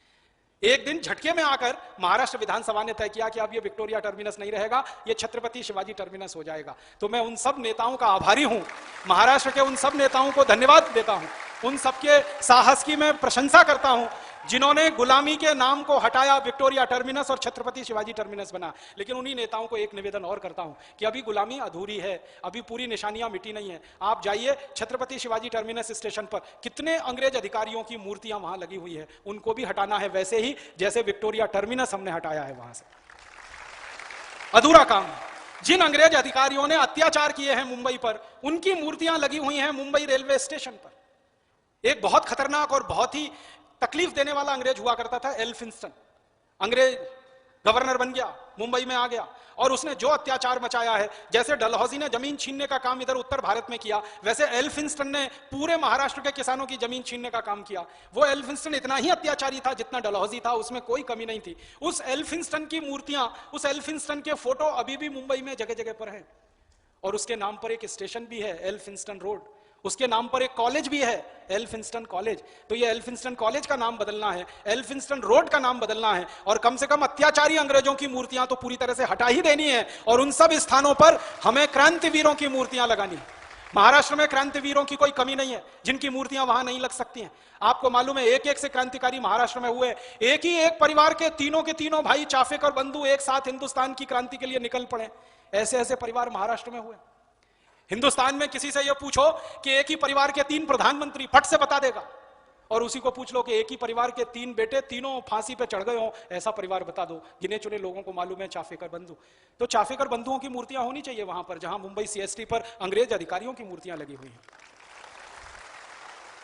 हमारे देश में महाराष्ट्र ने क्रांतिकारियों के लिए परंपरा पैदा की है। इस देश की आजादी का इतिहास उन मराठी वीरों के लिए हमेशा कृतज्ञ रहेगा जिन्होंने 1857 की क्रांति की सूत्रपात की इस देश में। नाना साहब पेशवा, आप जानते हैं, मूलतः मराठी थे। क्योंकि अंग्रेजों ने उनके परिवार को मार के भगा दिया था पुणे से, तो वो आके रहने लगे थे कानपुर के पास बिठूर में। वो नाना साहब पेशवा थे जिन्होंने क्रांति सूत्र इस देश में दिया, जिन्होंने संगठन खड़ा किया, जिन्होंने अंग्रेजों से आजादी छीन के लेनी है ये भारतवासियों को समझाया। और उनके दाएं बाएं तांतिया टोपे वो मराठी थे। नाना साहब पेशवा मराठी थे, चाफेकर बंधु मराठी थे। और हमारे देश में एक दो नहीं सैकड़ों नाम है। उन सब क्रांतिकारियों की मूर्तियां होनी चाहिए मुंबई सीएसटी स्टेशन पर। यह अभियान हमें चलाना है, भारत स्वाभिमान की तरफ से चलाना है और इस अभियान में सारी राजनीतिक पार्टियों को शामिल करना। इसके साथ और एक काम करना है अपने महाराष्ट्र के कार्यकर्ताओं को, चर्च गेट का नाम बदलना। यह चर्च गेट का नाम हमारा नहीं है, अंग्रेजों का दिया हुआ नाम है। आजादी के 62 साल के बाद चर्च गेट का नाम हम हमारी छाती पर क्यों ढोएंगे? चर्च गेट बदलना है, वहां की मूर्तियां हटानी है। और आप मुंबई महानगर पालिका की बिल्डिंग में कभी भी जाइए तो दरवाजे पर जो सबसे बड़ी मूर्ति है वो सबसे खतरनाक अंग्रेज अधिकारी की मूर्ति है जिसने सैकड़ों नहीं हजारों मां बहन बेटियों के साथ बलात्कार किए और करवाए। उसकी मूर्ति वहां लगी हुई है और बड़े शान से वो खड़ा हुआ है वहां पर। हमें किसी दिन उसको हटा देने की बात करनी पड़ेगी, उसको समाप्त करने की बात करनी पड़ेगी। वहां मूर्ति हो सकती है तो लोकमान्य बाल गंगाधर तिलक की होनी चाहिए, वहां मूर्ति हो सकती है तो चाफेकर बंधुओं की होनी चाहिए, वहां मूर्ति हो सकती है तो सावरकर जी की होनी चाहिए। अंग्रेज अधिकारी की मूर्ति को आजादी के 62 साल में तो हम बर्दाश्त नहीं करेंगे, क्यों करेंगे? तो इस तरह से हमें हमारे सारे गुलामी के निशाने हटाने। अगर यहां उत्तर प्रदेश से कोई लोग आए हों, इलाहाबाद में एक इलाका है जो गुलामी का सबसे खतरनाक प्रतीक है, चैथम लाइन्स है। एक अंग्रेज अधिकारी हुआ करता था चैथम, उसने वहां जाके एक अपनी कोठी बनाई थी और वहां पे कुछ सेना रखना शुरू किया था। तब से वो चैथम लाइन्स पड़ गया। आजादी के 62 साल के बाद वो चैथम लाइन्स इलाहाबाद में चली रहा है। और भी एक खराब जगह है इलाहाबाद में, म्योर रोड है, वो एक अंग्रेज अधिकारी के नाम पर है। सबसे खराब अंग्रेज अधिकारी था म्यो, जो इलाहाबाद में आया था, जिसने हिंदुस्तान में आजादी के इतिहास में कालिख पहुंची है। वो ये कि इलाहाबाद के जो क्रांतिकारी होते थे ना, उनको नीम के पेड़ पर फांसी लटकाकर गोली मारा करता था। वो म्यो अधिकारी था। उसके नाम पर म्योर रोड है, उसके नाम पर म्योर कॉलेज है, उसके नाम पर म्योर स्पोर्ट्स कॉम्प्लेक्स है। बहुत शर्म आती है मुझे ये गुलामी की निशानियां। चेन्नई में चले जाओ तो रिपन बिल्डिंग है। रिपन एक खतरनाक अंग्रेज अधिकारी था जिसने पूरे मद्रास की ग्रामीण अर्थव्यवस्था को ध्वस्त कर दिया। एक कानून बना के पूरे मद्रास की ग्रामीण अर्थव्यवस्था को ध्वस्त कर दिया। उस रिपन के नाम पर बिल्डिंग है, उस बिल्डिंग में म्युनिसिपल कॉर्पोरेशन का ऑफिस चलता है। उससे भी ज्यादा खतरनाक एक अंग्रेज था कर्जन, जिसने बंटवारा किया था बंगाल का हिंदू और मुसलमानों के आधार पर। पूर्वी बंगाल, पश्चिमी बंगाल, पूर्वी बंगाल मुसलमानों का, पश्चिमी बंगाल हिंदुओं का। हिंदू मुसलमान के आधार पर देश का पहला बंटवारा 1905 में हुआ था और वो नींव रखी थी कर्जन ने, जिसका फलीभूत 1947 में हुआ था और वास्तव में बंटवारा हो। जिस कर्जन ने हिंदुस्तान को सांप्रदायिक आधार पर बांटा हो, हिंदू मुसलमान के संप्रदाय के आधार पर देश के 2 टुकड़े किए हों, उस कर्जन के नाम पर जगह जगह बिल्डिंगें खड़ी हैं, जगह जगह सड़क बनी हुई हैं। Curzon road, Curzon building, Curzon चौराहा, ये सब कर्जन के नाम पर कलकत्ता में, बंगाल में और भारत के दूसरे इलाकों में। ऐसे बहुत स्थान है हमारे देश में। और चलते चलते कुछ छोटी छोटी बातें। और एक बहुत खराब अंग्रेज अधिकारी था, उसका नाम था नील, और उसका एक सहयोगी था, उसका नाम था व्हीलर। दोनों खतरनाक अंग्रेज थे। इन्होंने पता है क्या किया? हिंदुस्तान में आजादी की लड़ाई शुरू हुई बिठूर नाम के एक गांव से। ये कहानी आप सब जानते हैं। 1857 का स्वतंत्रता संग्राम का इतिहास आप पढ़ें तो बिठूर नाम का एक छोटा सा गांव है, कानपुर के पास है, 24-25 किलोमीटर की दूरी है। उस गांव में सबसे पहली बैठक हुई थी जिसमें यह तय हुआ था कि हमको आजादी हासिल करनी है। अंग्रेज जाएंगे नहीं, इनको भगाना पड़ेगा। आजादी आएगी नहीं, छीन के लाना पड़ेगा। मांगने से कोई आजादी नहीं देगा, हमें छीननी पड़ेगी हमारी आजादी। यह तय हुआ। वो बैठक सबसे पहले तय हुई जिसकी अध्यक्षता की थी नाना साहब पेशवा ने।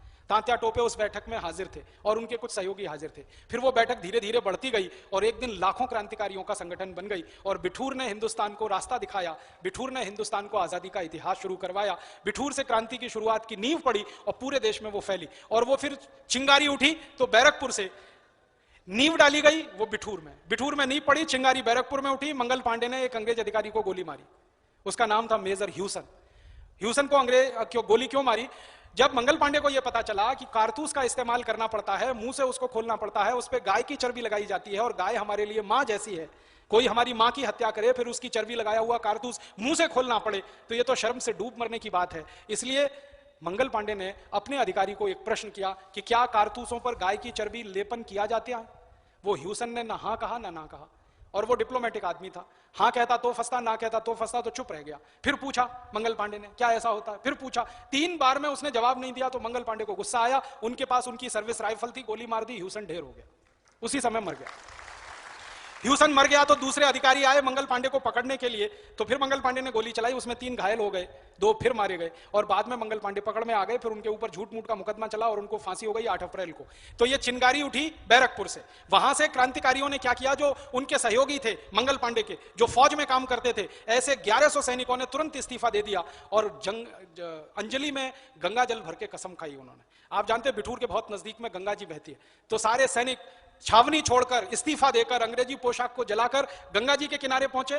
गंगा जी की गंगा जल हाथ में अंजलि लेके कसम खाई कि अब इस देश में हम वही करेंगे जो मंगल पांडे ने किया है, और हम गांव गांव में ये चिंगारी जलाएंगे। 5-5 के ग्रुप में फैल गए पूरे देश में, और पूरे देश में क्रांति की मशाल उत्तर से दक्षिण, पूरब से पश्चिम, मेरठ, दिल्ली, सहारनपुर, शाहजहांपुर, हर जगह फैल गई। 350 स्थानों पर क्रांति हुई और अंग्रेजों को 3 महीने में सफाया कर दिया इस देश के क्रांतिकारियों ने। भारत के इतिहास में यह दस्तावेजी घटना अभी दर्ज होना बाकी है, वो ये कि 1857 में जो क्रांति की शुरुआत हुई, 3 महीने के अंदर एक अंग्रेज मारा गया और भारत आजाद हो गया।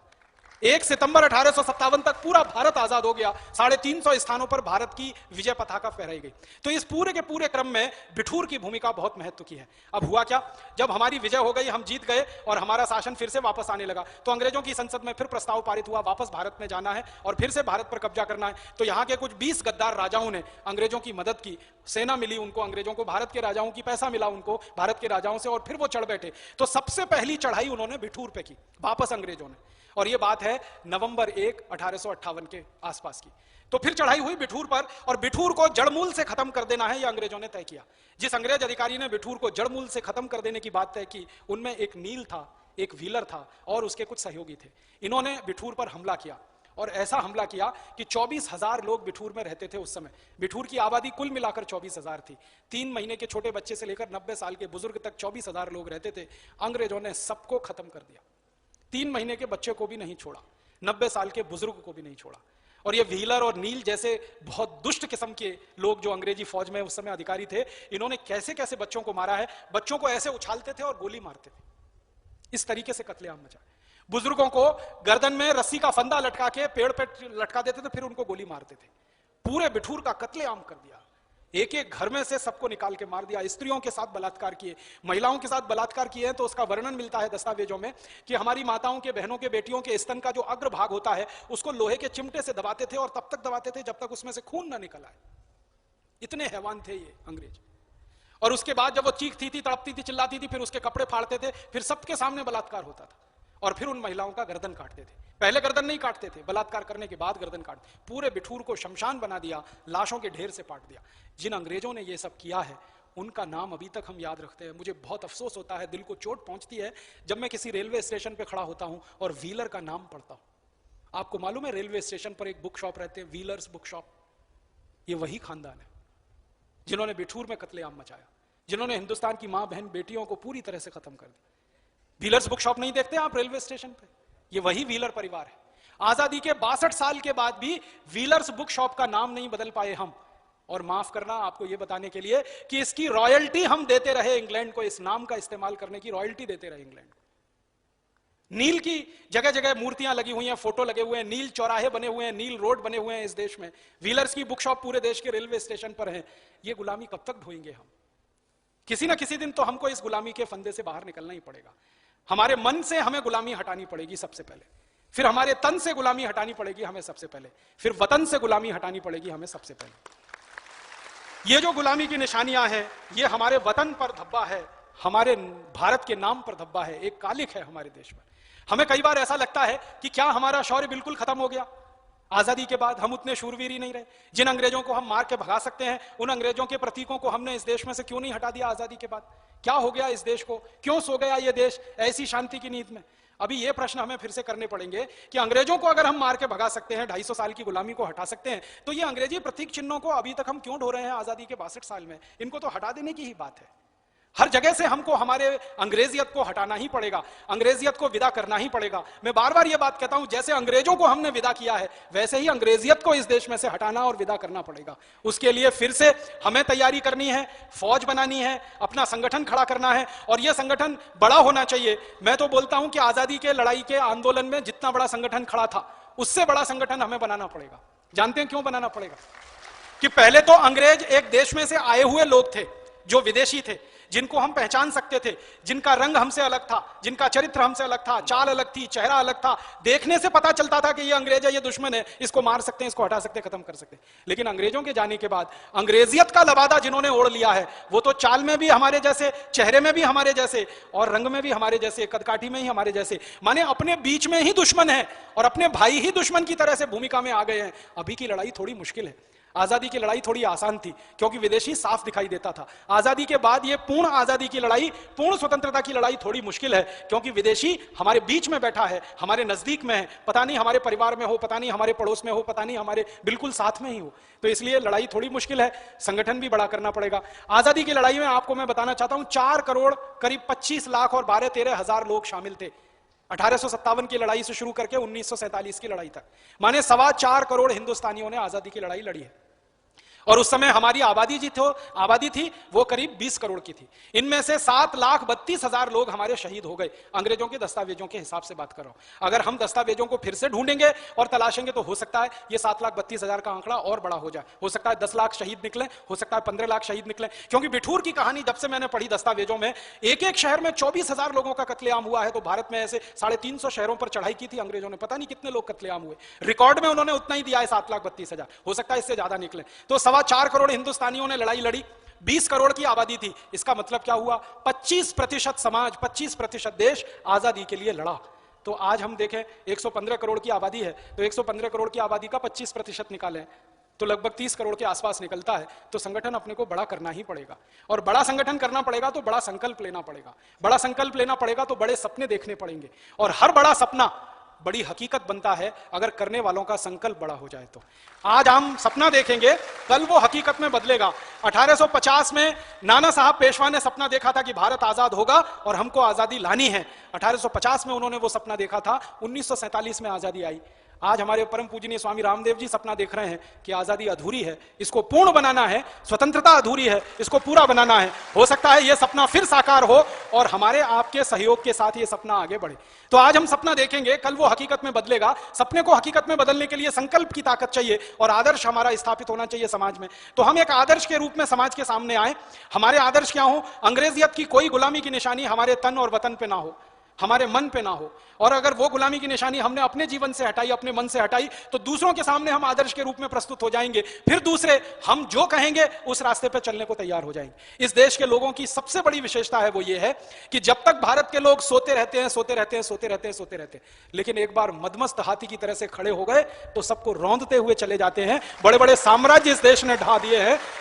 सिकंदर के बारे में आप सब जानते हैं, आधी से ज्यादा दुनिया को विजय कर लिया जिस सिकंदर ने, और पूरी दुनिया पर विजय पाने के लिए जो सिकंदर निकला, उस सिकंदर को दुनिया का कोई देश नहीं रोक पाया। इसी भारत की माटी के एक लाल पोरस ने उसको रोका और धूल चटाई और सिकंदर को पराजित करके इस देश से वापस भेजा।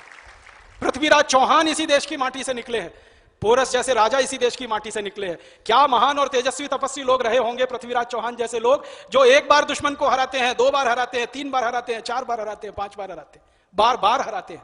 पराक्रम में कितने मजबूत होंगे, वरना दुश्मन को बार बार हराने की ताकत तो नहीं होती। कैसे वीर रहे होंगे महाराणा प्रताप जैसे लोग, जो व्यक्तिगत जीवन में कठिन से कठिन कष्ट भुगतने को तैयार है लेकिन किसी की गुलामी स्वीकार करने को तैयार नहीं।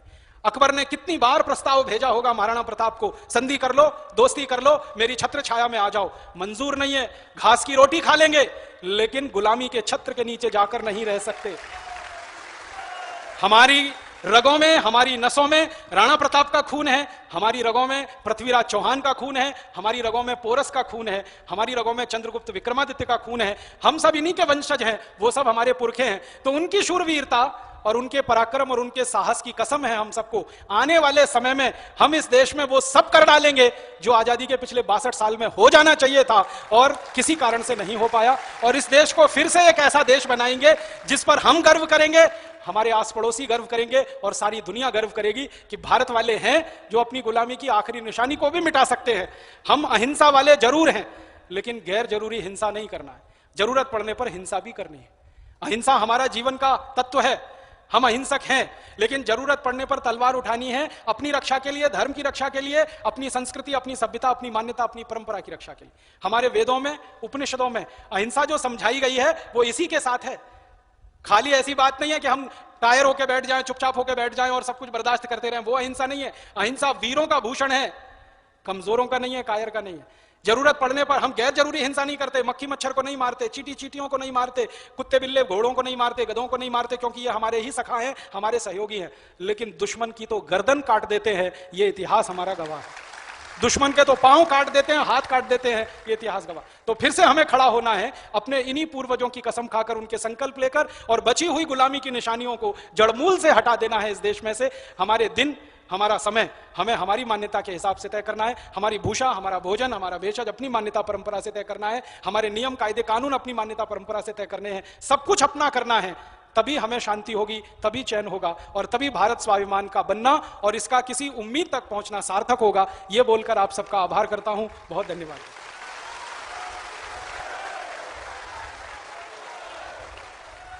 तो हमें इस देश के लोगों को छोटी छोटी बातें समझानी है जो बहुत गहरा अर्थ अपने भीतर समेटे हुए हैं।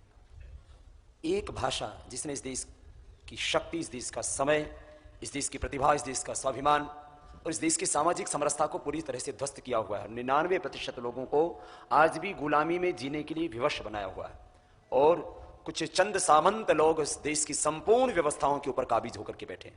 एक छोटी सी बात समझानी है लोगों को कि हमें अपनी भाषा, अपनी भारतीय संस्कृति, अपनी गौरवशाली संस्कृति के ऊपर स्वाभिमान रखना है।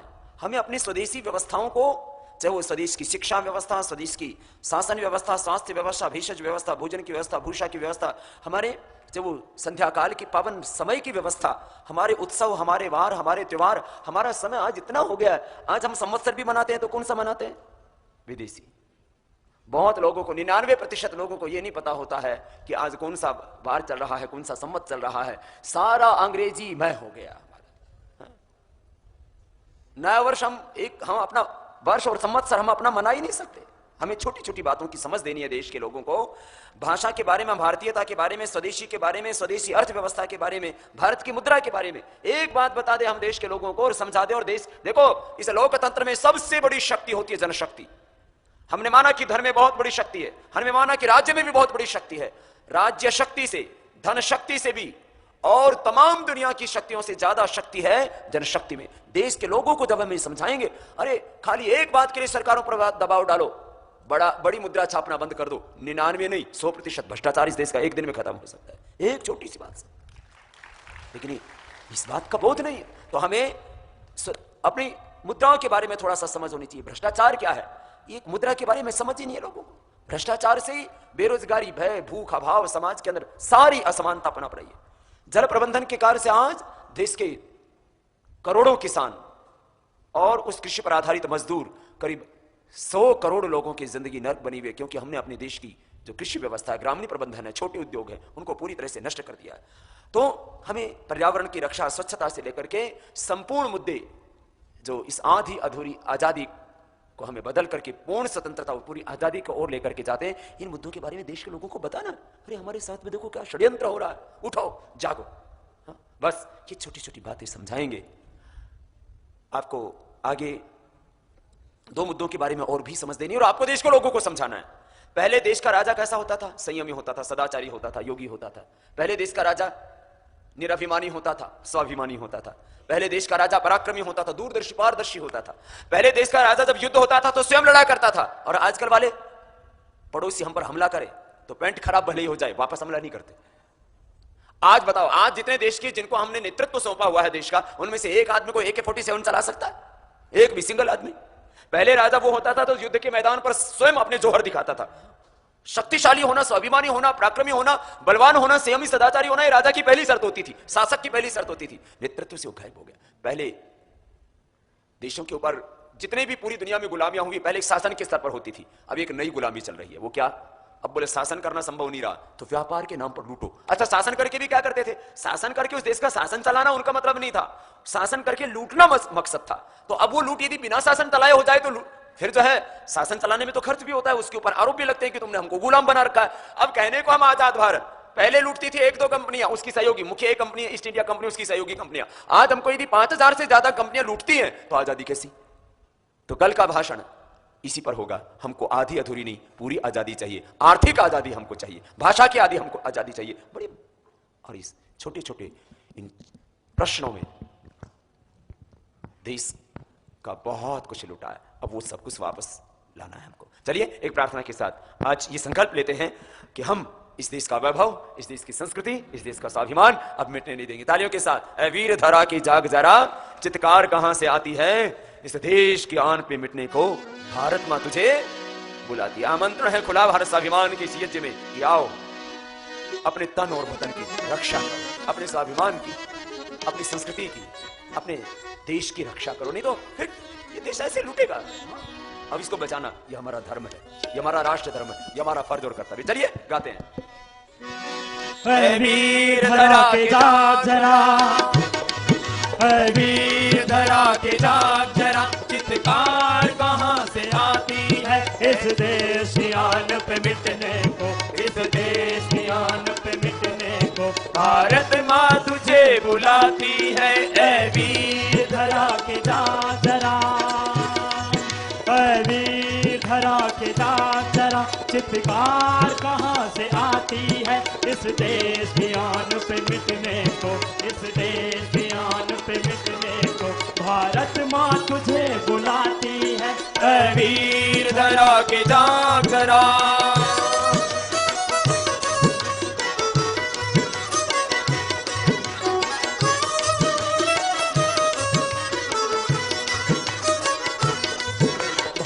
की धरती स्वर्ग भूमि है, अमृत इसका पानी है। भारत की धरती स्वर्ग भूमि है, अमृत इसका पानी है। बच्चा बच्चा है भगत सिंह, बच्चा बच्चा है भगत सिंह, बहने झांसी की रानी है, बहने झांसी की रानी है। फिर आज विदेशी लूट रहे, फिर आज धधकती छाती है। ऐ वीर धरा के जाग जरा,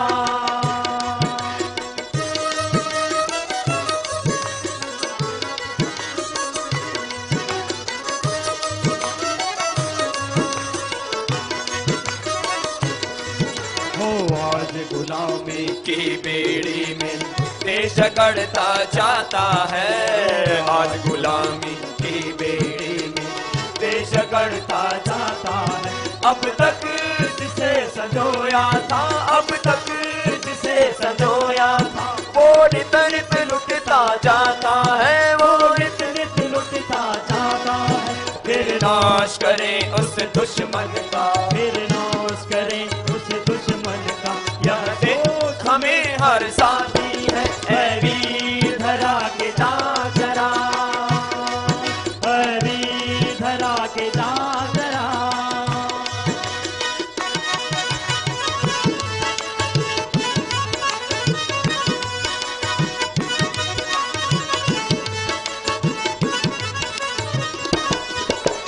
देश बिना कंगाली होगी, ना ही होगी बेकारी, इस देश बिना कंगाली होगी, ना ही होगी बेकारी।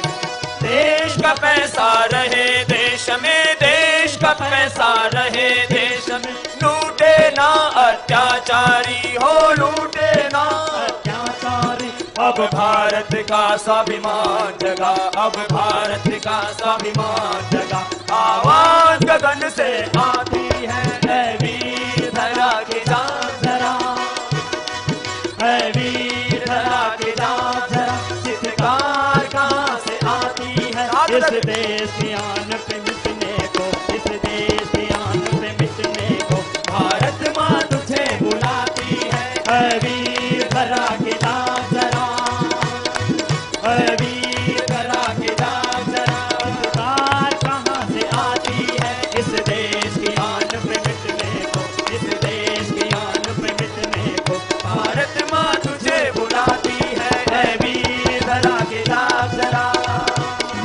ऐ वीर धरा के जान जरा, ऐ वीर धरा के जान जरा। बोलिए भारत माता की जय, वंदे मातरम।